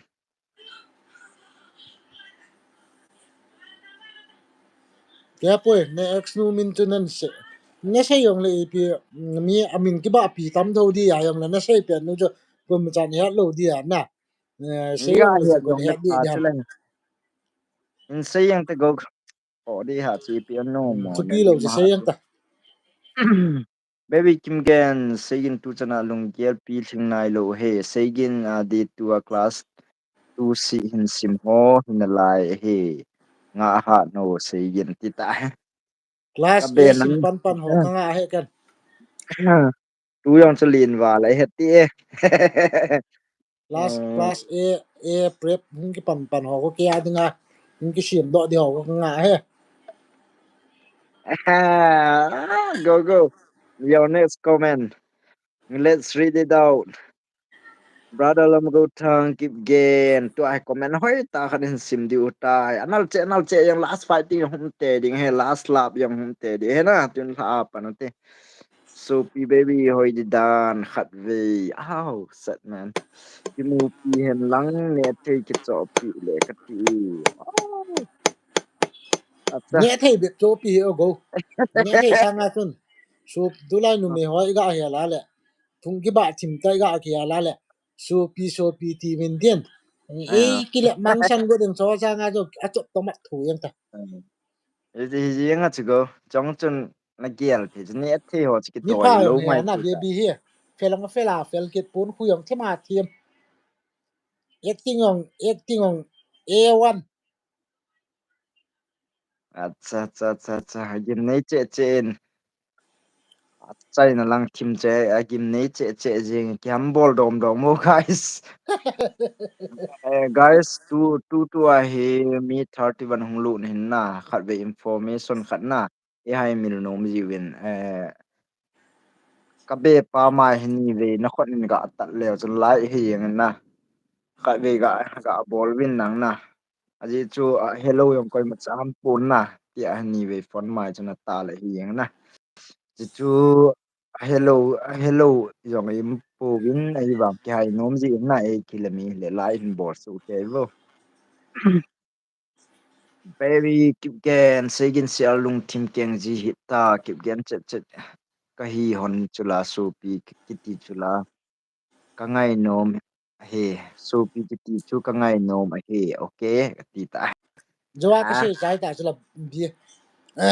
tu lai chu so pi sangam lo ki de na le na so pi sangam lo he ki de na le i de lo la wang chu pi sangam ki ti te ji ni me oi si al lung tim na pu ni ka he de nu me he adan ho na pa na he na si al lung tim je wa pu sal ho na sa pla oi wen na nu me ho na phat lo dan nu chu yang he adan adan ho na pa na chon se pen tu nu me na nu me chon se ja la pusal ho hin sa pla pa no he acha acha acha il khan po le last fighting nhong na last lap jong am ji mong he to last fighting nhong ki pan di tan gim nei che che gai sum lu lo lo ve mai lam ro thang kip gen ka snu khu chu mong kot khu pi a hi chung phang chu a hi le mong tham a hi cái hết cái tiệm mong ham lắm cho hối lăng thì tam cái hết cái để cái ba ai ti ha wa pen het lo ta cái vá cái cái vá bia xe đồ ví dụ mua tu chung bia bia loi to cái vật khó mà phim họ cái bol khom liệu cha cho ít tham cái vá bia xe bên đang ai cho vang cái vá khá bia xe đồ hiện nè cái mi vá mun bia xe hi lo hi cái bia na au miếng cái hi ya min khu le veng ai do i ti nang ni ma cha ne ji e ti wa mi wa hat be se ki hilo e brother simon ke holang a lai ti dan he ti na snet man di dan he data na azo mobile data se mai ti he ke holang lai wa he la ki hit na bon be se ji lo wa ke ho lang like ti e okay Next comment, brother lam go thang kip gen mong kot khopi to sar bung chu vadungin a hian hi e tia. Mong kot khopi to sar bung chu vadungin a hian hi e ti. Cái gì nè truy nào chứ cái gì nè truy nào chứ nè số pi lam go thang kip gen sei chứ nè sal bung to koi te ki ka khu nào chứ Oh, actor thằng khăn lal te khu he segin na sei chu he ti baby kim boy. cái ta chứ Okay, okay. Ai le go i khat tua thằng khăn lal ti pen hi hoi lai. cái khai nào bao hay nó nên ngay lũ ta mà bao không Oh, ai le ma ku YouTube ham khana ipi ham khana namu che di dance. Ma ho gì ko jaw te di ya. khát khát về khát về go khát về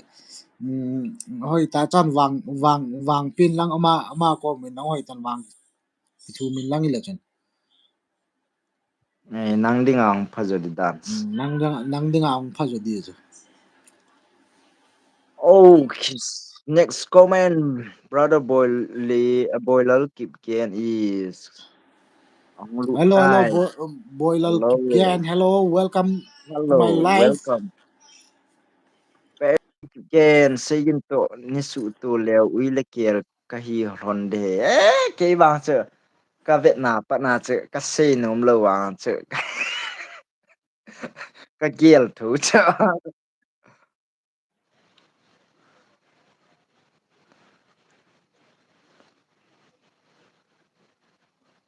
PUBG kap dinga he hin call kit nun ta ha Baby keep gen saying ka say hi ta ti. Saying Segin ka se dati i pya ma se ka se ti hang. Hemin chong tung mang pho. Oh, le nang yong mang pha ki pa mang mai phai lai. mut nom Brother Tenzang hau ki mel hoi khat kamukit ni hui lang ho ni ham bro. Oi rồi se han di ba ha. ke hi le lam ka ku kile na ka hi in ka be pa hi ku kilen kang pu pia hi Kang gui no nga le kang kang gui hui ti na. U kilen he. Brother lam go thang kip gen kim nei ning hi. Sa kim nei ni her khai mu ka be. No ya lang ka he. hi kim ni ni Cái nhong cái yo khai he. te le amial chu ka her ha lo di chu ka be pa he phone na ni kine tu han le lim na thon ni na ka be pan jo le informat in tin na chi teng le ki be le ka her ka luam ki tan ti Okay, okay. Go kay ko malim nan thot de nakiging bro lam go thang kip gen mong lam ECA ho hi ECA kai ti bidan he detail baby kip gen haha so pi ke ko hoi bitta chu segin gari in athu jo lo he anung langai to sa nom lo he ha ha ha acha anu nga ito sa nom lo ti ba ke gari lo wa to nom kit lo hi tang ni ya ha asung lang thu ket ti ho khani yan de dan ta za ki man do pan te next comment simpayu te pile bro is min cookie wile kel chu gu luila ya tu si mahi bobe wile kel kiti lung sit among be ti na he wile kel hi akigop le aga hoi he te chang hi le ahut ina hinai sai lo he ti he chỉ vang he thu chi hi agim nei he tan na tun sa he live football shot wa la mi ni go do te di we ti che ake he do tai tua bro es moment say thu di hong leng lo te ka be pa chu wang chu ke long ke pun na ni pi ki chang le pi ki to mo sam tham na ga ta jap le ờ sister baby kigen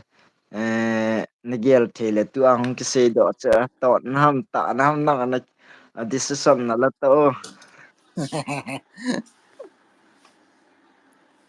part lane brother lom go thang kigen part lane pat pi e bro lai e ko ba to pat lin he kyo khasa langa pat lin ko sei de ta bro lom go thang kigen part lane mula kun kieng lama ki chi hi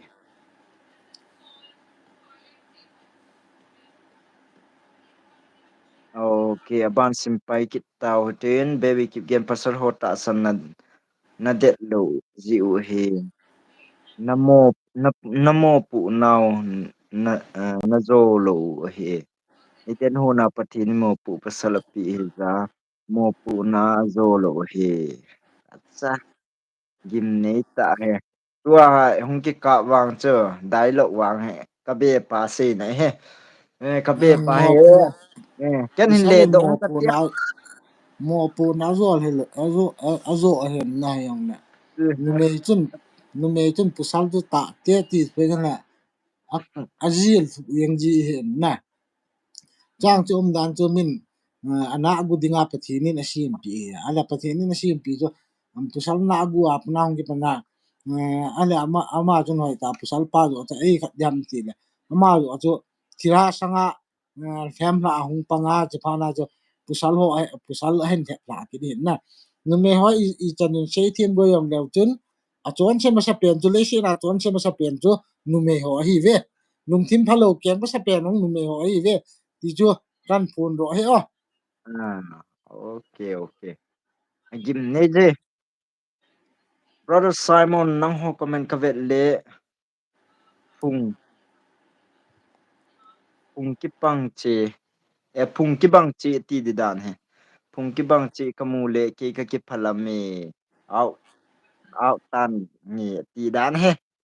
asagim ne ma yang ha a comment jong cha kasim do wa thi hin na jing a jong le lung niao ji dan dan he cho pu alung pu a neo che hin na na hmm ka be ama he au do na thi na lung thim plan he na hol pan ta cha tabang a chu Simon na lung ne wa le ji ne hi de tu chun e bon tabang a lung lien ki ke nga bon tu cha na bon ki mun ai lo wa nang cho chem chem mai mai a chu na nga lung niao wang chu e ya rồi ibung a to tun tha he gim nei che che jeng te baby ki gen ek to thang khan lal hi mi ni he khu jong ki bang apunga ki hi he khat ho hau ki khat khung sai acha tua bo chi ka he he ken jong ek to chi chi hi ai le khu yong ki bang go go x nu na chuna hmm ai lai chu ek to ni thang khan lal chi chi dan he ai wang phung min hon ki bang lo na ken jong ka he na pa na he ki pa me a ki he be che baby ki gen uile kel chula ui le keo acha chu la acha nang ni wa han nai thim hon tai ti na he tai tu ni tha hi achai na lang le gop don kha yon ni tin na ngao he te life ka be hol ko ngai te lo cha tu ni tha ki zen sel jeng bro es minin na thumop na hon hin na pal ke ale jing te lung hang di tai alol do te baby ki gen thunup layak kampu pile cycle ka kichi num phot he ti kichi num phot he ti dan he chi mun phot he ti cho mun ati chu mun ati pa chana amining ka het thelo chlati nan kichi num phat he ti at kan hiat hmm hungen tu thu nom le nom hit le lampi ke hon phot le nong le welcome hi nge kain baby wa dol baby go tuang ne chi nom nom na chi the yang hin na tuang tu he phat ko ko KPI ngai lang lo he ong go le ong yang the he ma he nó nga le kain wa dol go me po ni khom di he welcome wo sa du a du he baby he wo sa wang cha sum ne lo pe le ki mu mo sa ve to ai wang a chi ni khom phal la pha ta ti thu he tu le ne chu lung ki tu tai ne khom diu yang ti ngo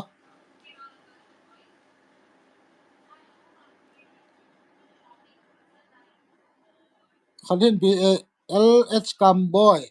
hai nin ha pha hello nin ha pha kam boy ni pi ji ta namang dia ling ni pi ti ni ha as lai hung thie cho ka wifi na ka wifi connect na he wifi lai na kai na he tu ai data khang lut kit nó chìm lẹ đôi toa chứ nó lim cái mù thế ta cho cái mù thế rồi à tu ai na ừ chi mai cho lai hung thi na nó cho bà chìm trong vùng ấy à en đấy nghe simo bị lai lẹ ho ga ki su ong wa kit nghe hôm qua cái ong tài wa kit ta cho lai cho hung thie là cho hơi ta cái một cho nó lấy hạ độ nó bố bố chú đần đấy amiel se di chu cho ga thăm ki nia hoi la be ki mặn le độ đi phadi cái ya gì à na ki screenshot bisla do cái screenshot đi đó ta à ba cái screenshot luôn chứ liền brother lom go thang kip ken baby chu ka ngai mi hoi ta hi sa di hai che na ki chu ye wa ke yong ka ki je lu te lo la bui te ka be pa baby yong he so i den hon thu se le baby hin ne ve zo pui ti tai ma se ta na to a chu go in na ki vet team lo a le go chang te de ti che a ke tai na hun le bol paten ki bolo ka be a chu ti lo le a chu ti lo wa le go ten kong len lu hon di dan he tai aban next comment long go thang kip gen baby chu actually LH Camboy hi mà dùng ni tha cái pa sim trái cả cái ya ta e cho ka ti te thằng Esmina đi tụi ta Esmina lâu đi baby al na lại đi baby kip gen so pi go ni mu le chun sai pi mu na ba de hi acha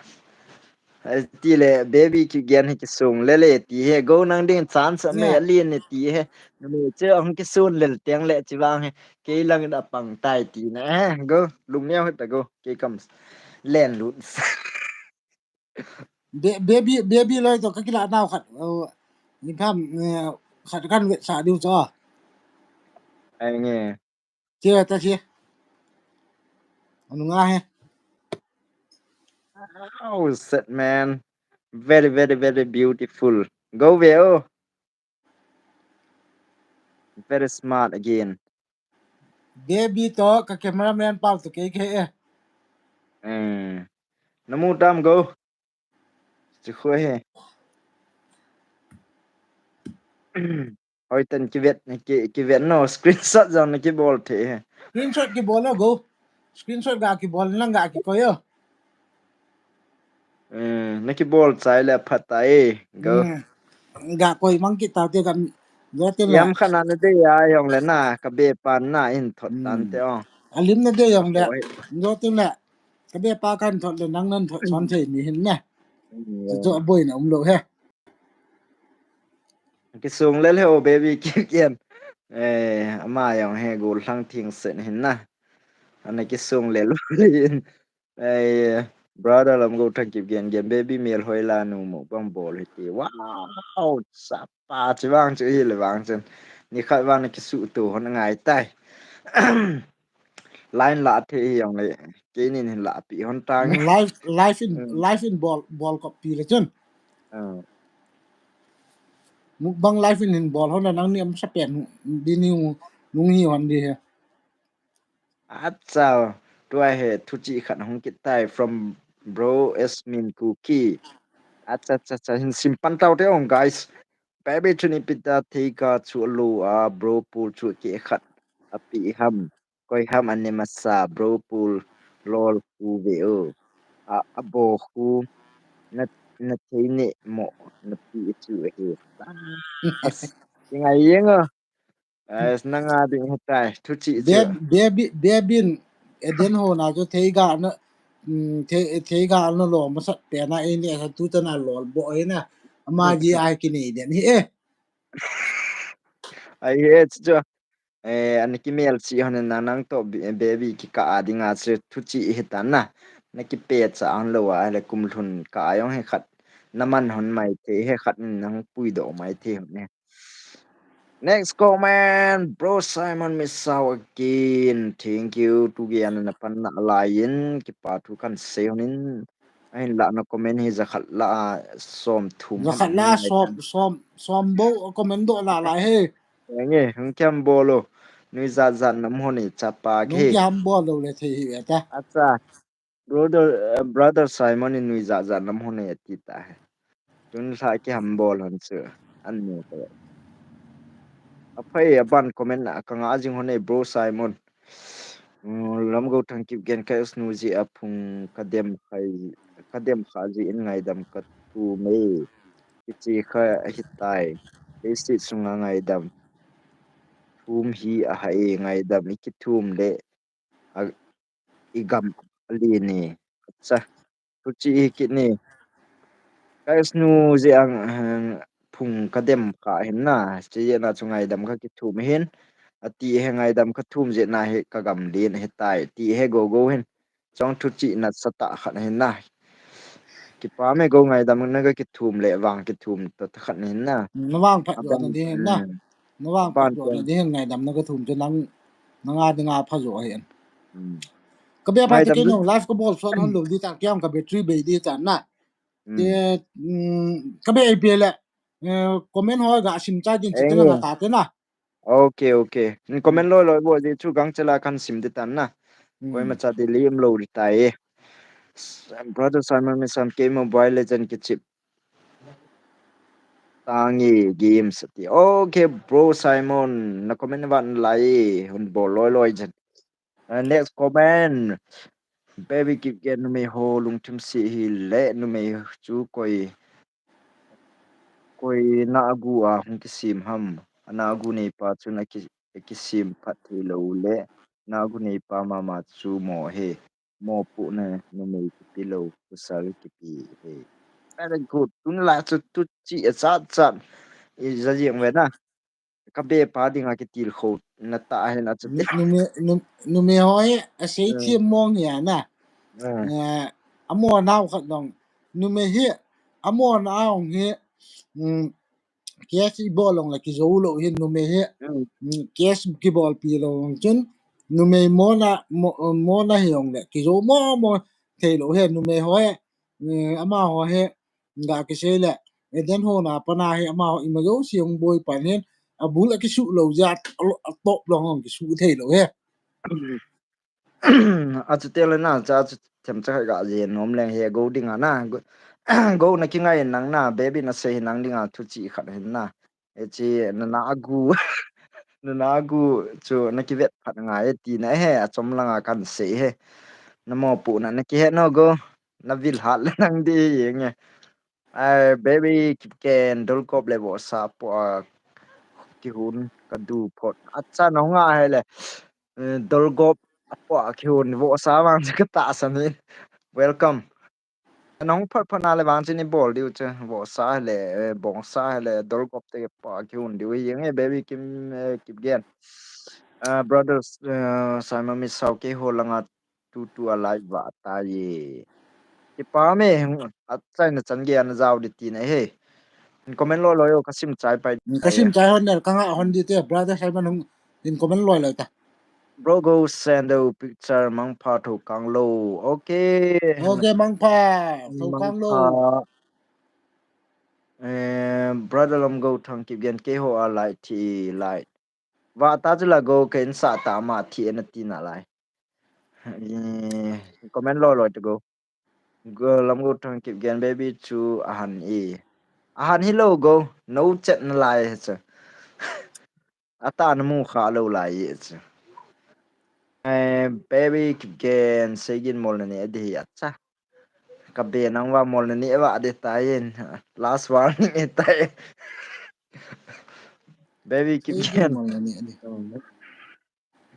mol jing tele ani kibot to honto Jingle ainu ka chi ama yo mol ka ni asa de. nge ke ho ban dai kapui na ho lang takhat ni wen na na kibol cha tu honto baby kipgen live ka lut la nang ni live ka enjoy pen wow this Kipa is what ne I la want ke to ni life hear the ni invest most. kipa me thank you. Good comment and good joy, good happiness come from baby Kipken. Thank you very much for your good comment again. Thank you, thank you, thank you. Night boat sak to cookie cooling. Satu kuki Okay. kulin nama matura hui tura ha Uh, na chibong ra nama matu rapis night hui tu boat, night boat. This is not a platform to challenge other tribes. Oh, lam go thang Kipken. Baby pi eti le tu ni geja zinei lo ni ham ke jong ka kul tai kitia as go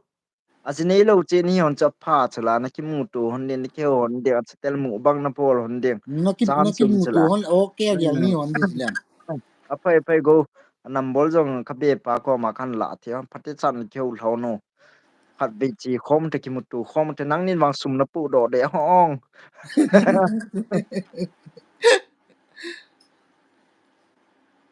brother lam thang khong sai de mong bung bro lai a thin kan do chu na koi hon nam bro please ni pi ti ha e ka koi na hon do he ke set ben do ju ko koi hon lo hin mm na ke nien ko koi lo zia chu la baby kip gen he ama ko ma ka se hin na ama hen mm ke set ho he koi kha le na ke set min nong ju ka ke te ni pi tam ke te zo te le na le in men so no ju da ken baby na dong na oh mm. Okay brothers mean baby take got to ne da tango ti ta he oh eh lam lin sing soon so pi ho mama hen na busy am I hung lu no pu la ta nan ti pat DJ ta he mai ka battery 18% bo um dalal mi le ka battery 18% bo me atun ha kong lut man dang kong lut man lo dam ke pwe juang po gon hin ko la ba kong lut man lo mai the ete nice night say hi hello lam gut thang kip gemel hoila nu kahin ngai har rok nga ka chi ti okay chiang chung ni de go ananga ale hen ni khat le hung tho tho de he ke zau na na ki mu tu hunde brother asmin cookie go extra kilo o jing le o na na gu tin nam ta chom chagin nei te kin go jing te le na civil hospital na gu thin lo wale chutu chan pula le lut len luting baby kim yan che ka vil pai de jeng e chen he o jing te le brother lo men thang ko sa da mong bung ke set ka se chu na koi hon nai mo bro ka koi hon hi ka koi hon lo je na ka ka koy hon hilaya lo kom baby kim gen na tua la comment bol na mai ne mai the in am ga viewin nang ama na dong ama ka ku na chance ta me ti chu kan se hin tin na ke ni a ku na chance kan ni hon hi brother lam go thang kip ken alim chu ka ti hi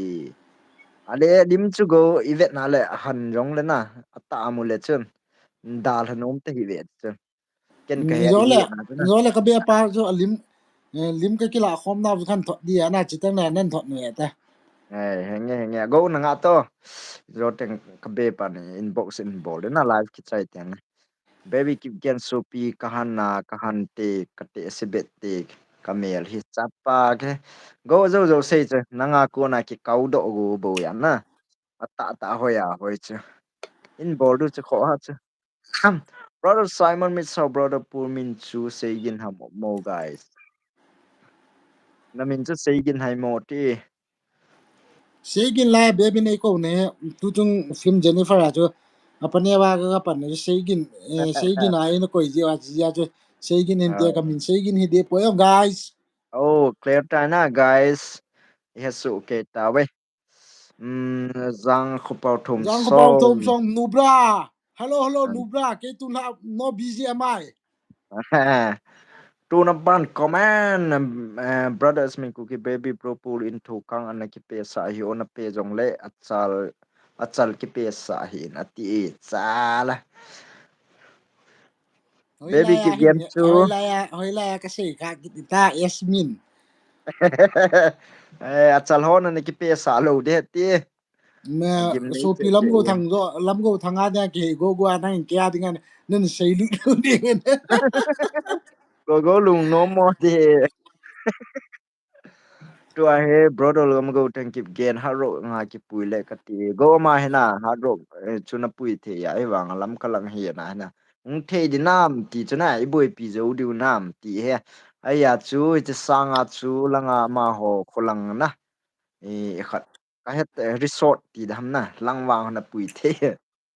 sa ti lo le kholang cham nu me hong di cha sa na baby kip gen ka cross pa ni ka nga ha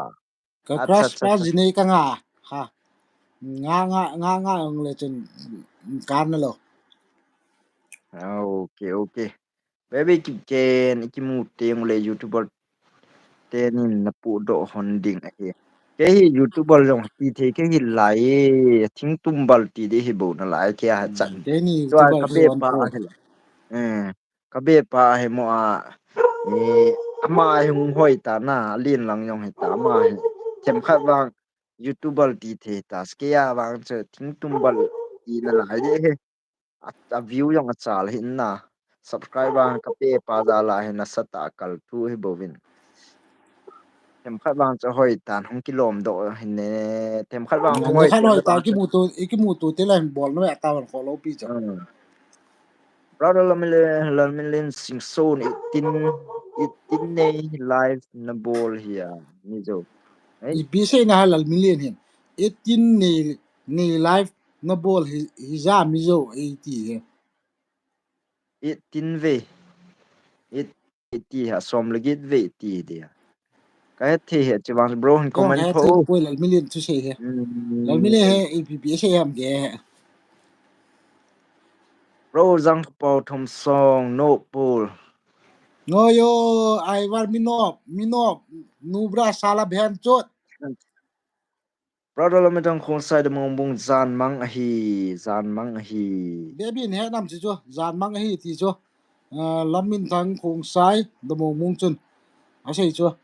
in don bu no baby nang in her khat le na zang win to thang hai sarpur Hello Zango gin to thang hello. baby keep gen sigin chu ke hon ka ki hap thu he achan clarification sigin chu brother pur min he poi je an kya flima ko na an kya bo he sei kho marvin bro na dam honi nam henge ka dam honi na hon na dam Kadam hone. nam pa me nang lut life baby keep gen he ha nang ni it is la ya ten in kesen na ne lo le ke 90 sa ping hi hoi langa ka ne di ha mo Cái nhìn hỏi la nó đi kẹt hòn đổi à. ừ ai ha ane lo dan he baby keep gen jong he lam go tang keep gen han jong le lung si nin Hana in khen che bôi. Nga sakit ta good dialogue. last lap bang sa kim nei che je baby keep gen go win dialogue nan khet nan chen het nan e han jong le han pui ti nai ta ye ke ya ding ane ki go mai je ngo baby keep gen ho ya min min kisim thu hi ji a se gina ka ko ngam ai bobi oh tu chon clarification hong kita na die asmin kuki na battery ase he acha Na battery ase he. Ka battery to eh 12% okay okay kita va de ta na ni em ta na this is a precious comment from all of us titaute lalminin sing from battery 18 nati chula zia kasi chijong heti lo no pool tita. Juan na may hoy ta Okay. si lo chu ka battery Eh, to a 12% bo ka ni ta dal min de 20 ke tu ta wena battery 18% atina he injo atse. Baby can all I hol lo ule ola i tua hol life. lo le Mm. tua lai fa i rock lai ta wa ki out nom lo khongai phat u ti ong Eh, ha. i pi ti ke na ta ka bia pa ko lai ti ki i tan ti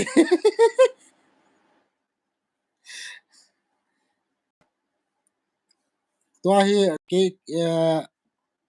Kit hen lại cái tuyệt. lúc bé pa lại không kỹ lâu yên tê Khai về hung thiệt cho thế nghe last nữa tin rồi. lại pa gà sim chai tiếng ngà ngà ngà tại cái 12 feet à Okay. Brother long go tang kip gen kapa acha na hi midang host midang lo sa hi o ken bo klo di hi se brother Simon misau mang phat to mang ole pha ti he wa comment lam go thanga chaga chai tin nga tau te o baby kip gen he go hin na nanga ka he ti he kapa acha na he ti he na kimiel chi o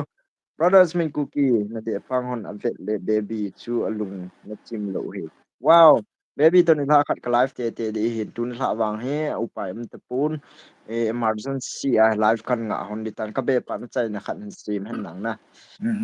upai am ta lo nghe yin battery ho be nghe ta nghe bi chai na na chai na esmin cookie say gà sim do phan nga na de pangon ave le baby chun alung na chim lo ai e ti jo cái dia pangon hi pi ti di ham ke pon na baby lung na chim lo chicken on ke ti pon yong le tun ha live a nung zaw vun comment ho ngay ta nen bolun ki chol man lo hela comment nun bol zalun tun ha cho lo ang lo hin na ni dang dang ka live sang in ko lo hin zo en comment nong atam the ma ing ki pa min tu chana ka live a chai na ge hong zaw zo si chunga ki pa thu a vel en kan se in ni dang pa dang ka bol tingong le ni hong zaw pi ding ti min che tu tu ni a ka live ball pi pa ka be pa yong ama yong ta se lo ten tu na live a hung pan pi za le ma chu ni nong ki pa thu a velin kan se kin na i pe le za no so tan chu ba la ke yang ka bitri be go tan ye chun live a hung zo se na bo nun an na dam se utin phat ki dang ki tin le anaki mu to khom ki tau te ai yong le na bo ne anadam se ta win na bo no mang phat out te guys mang pha wo bo non mang mang pa wo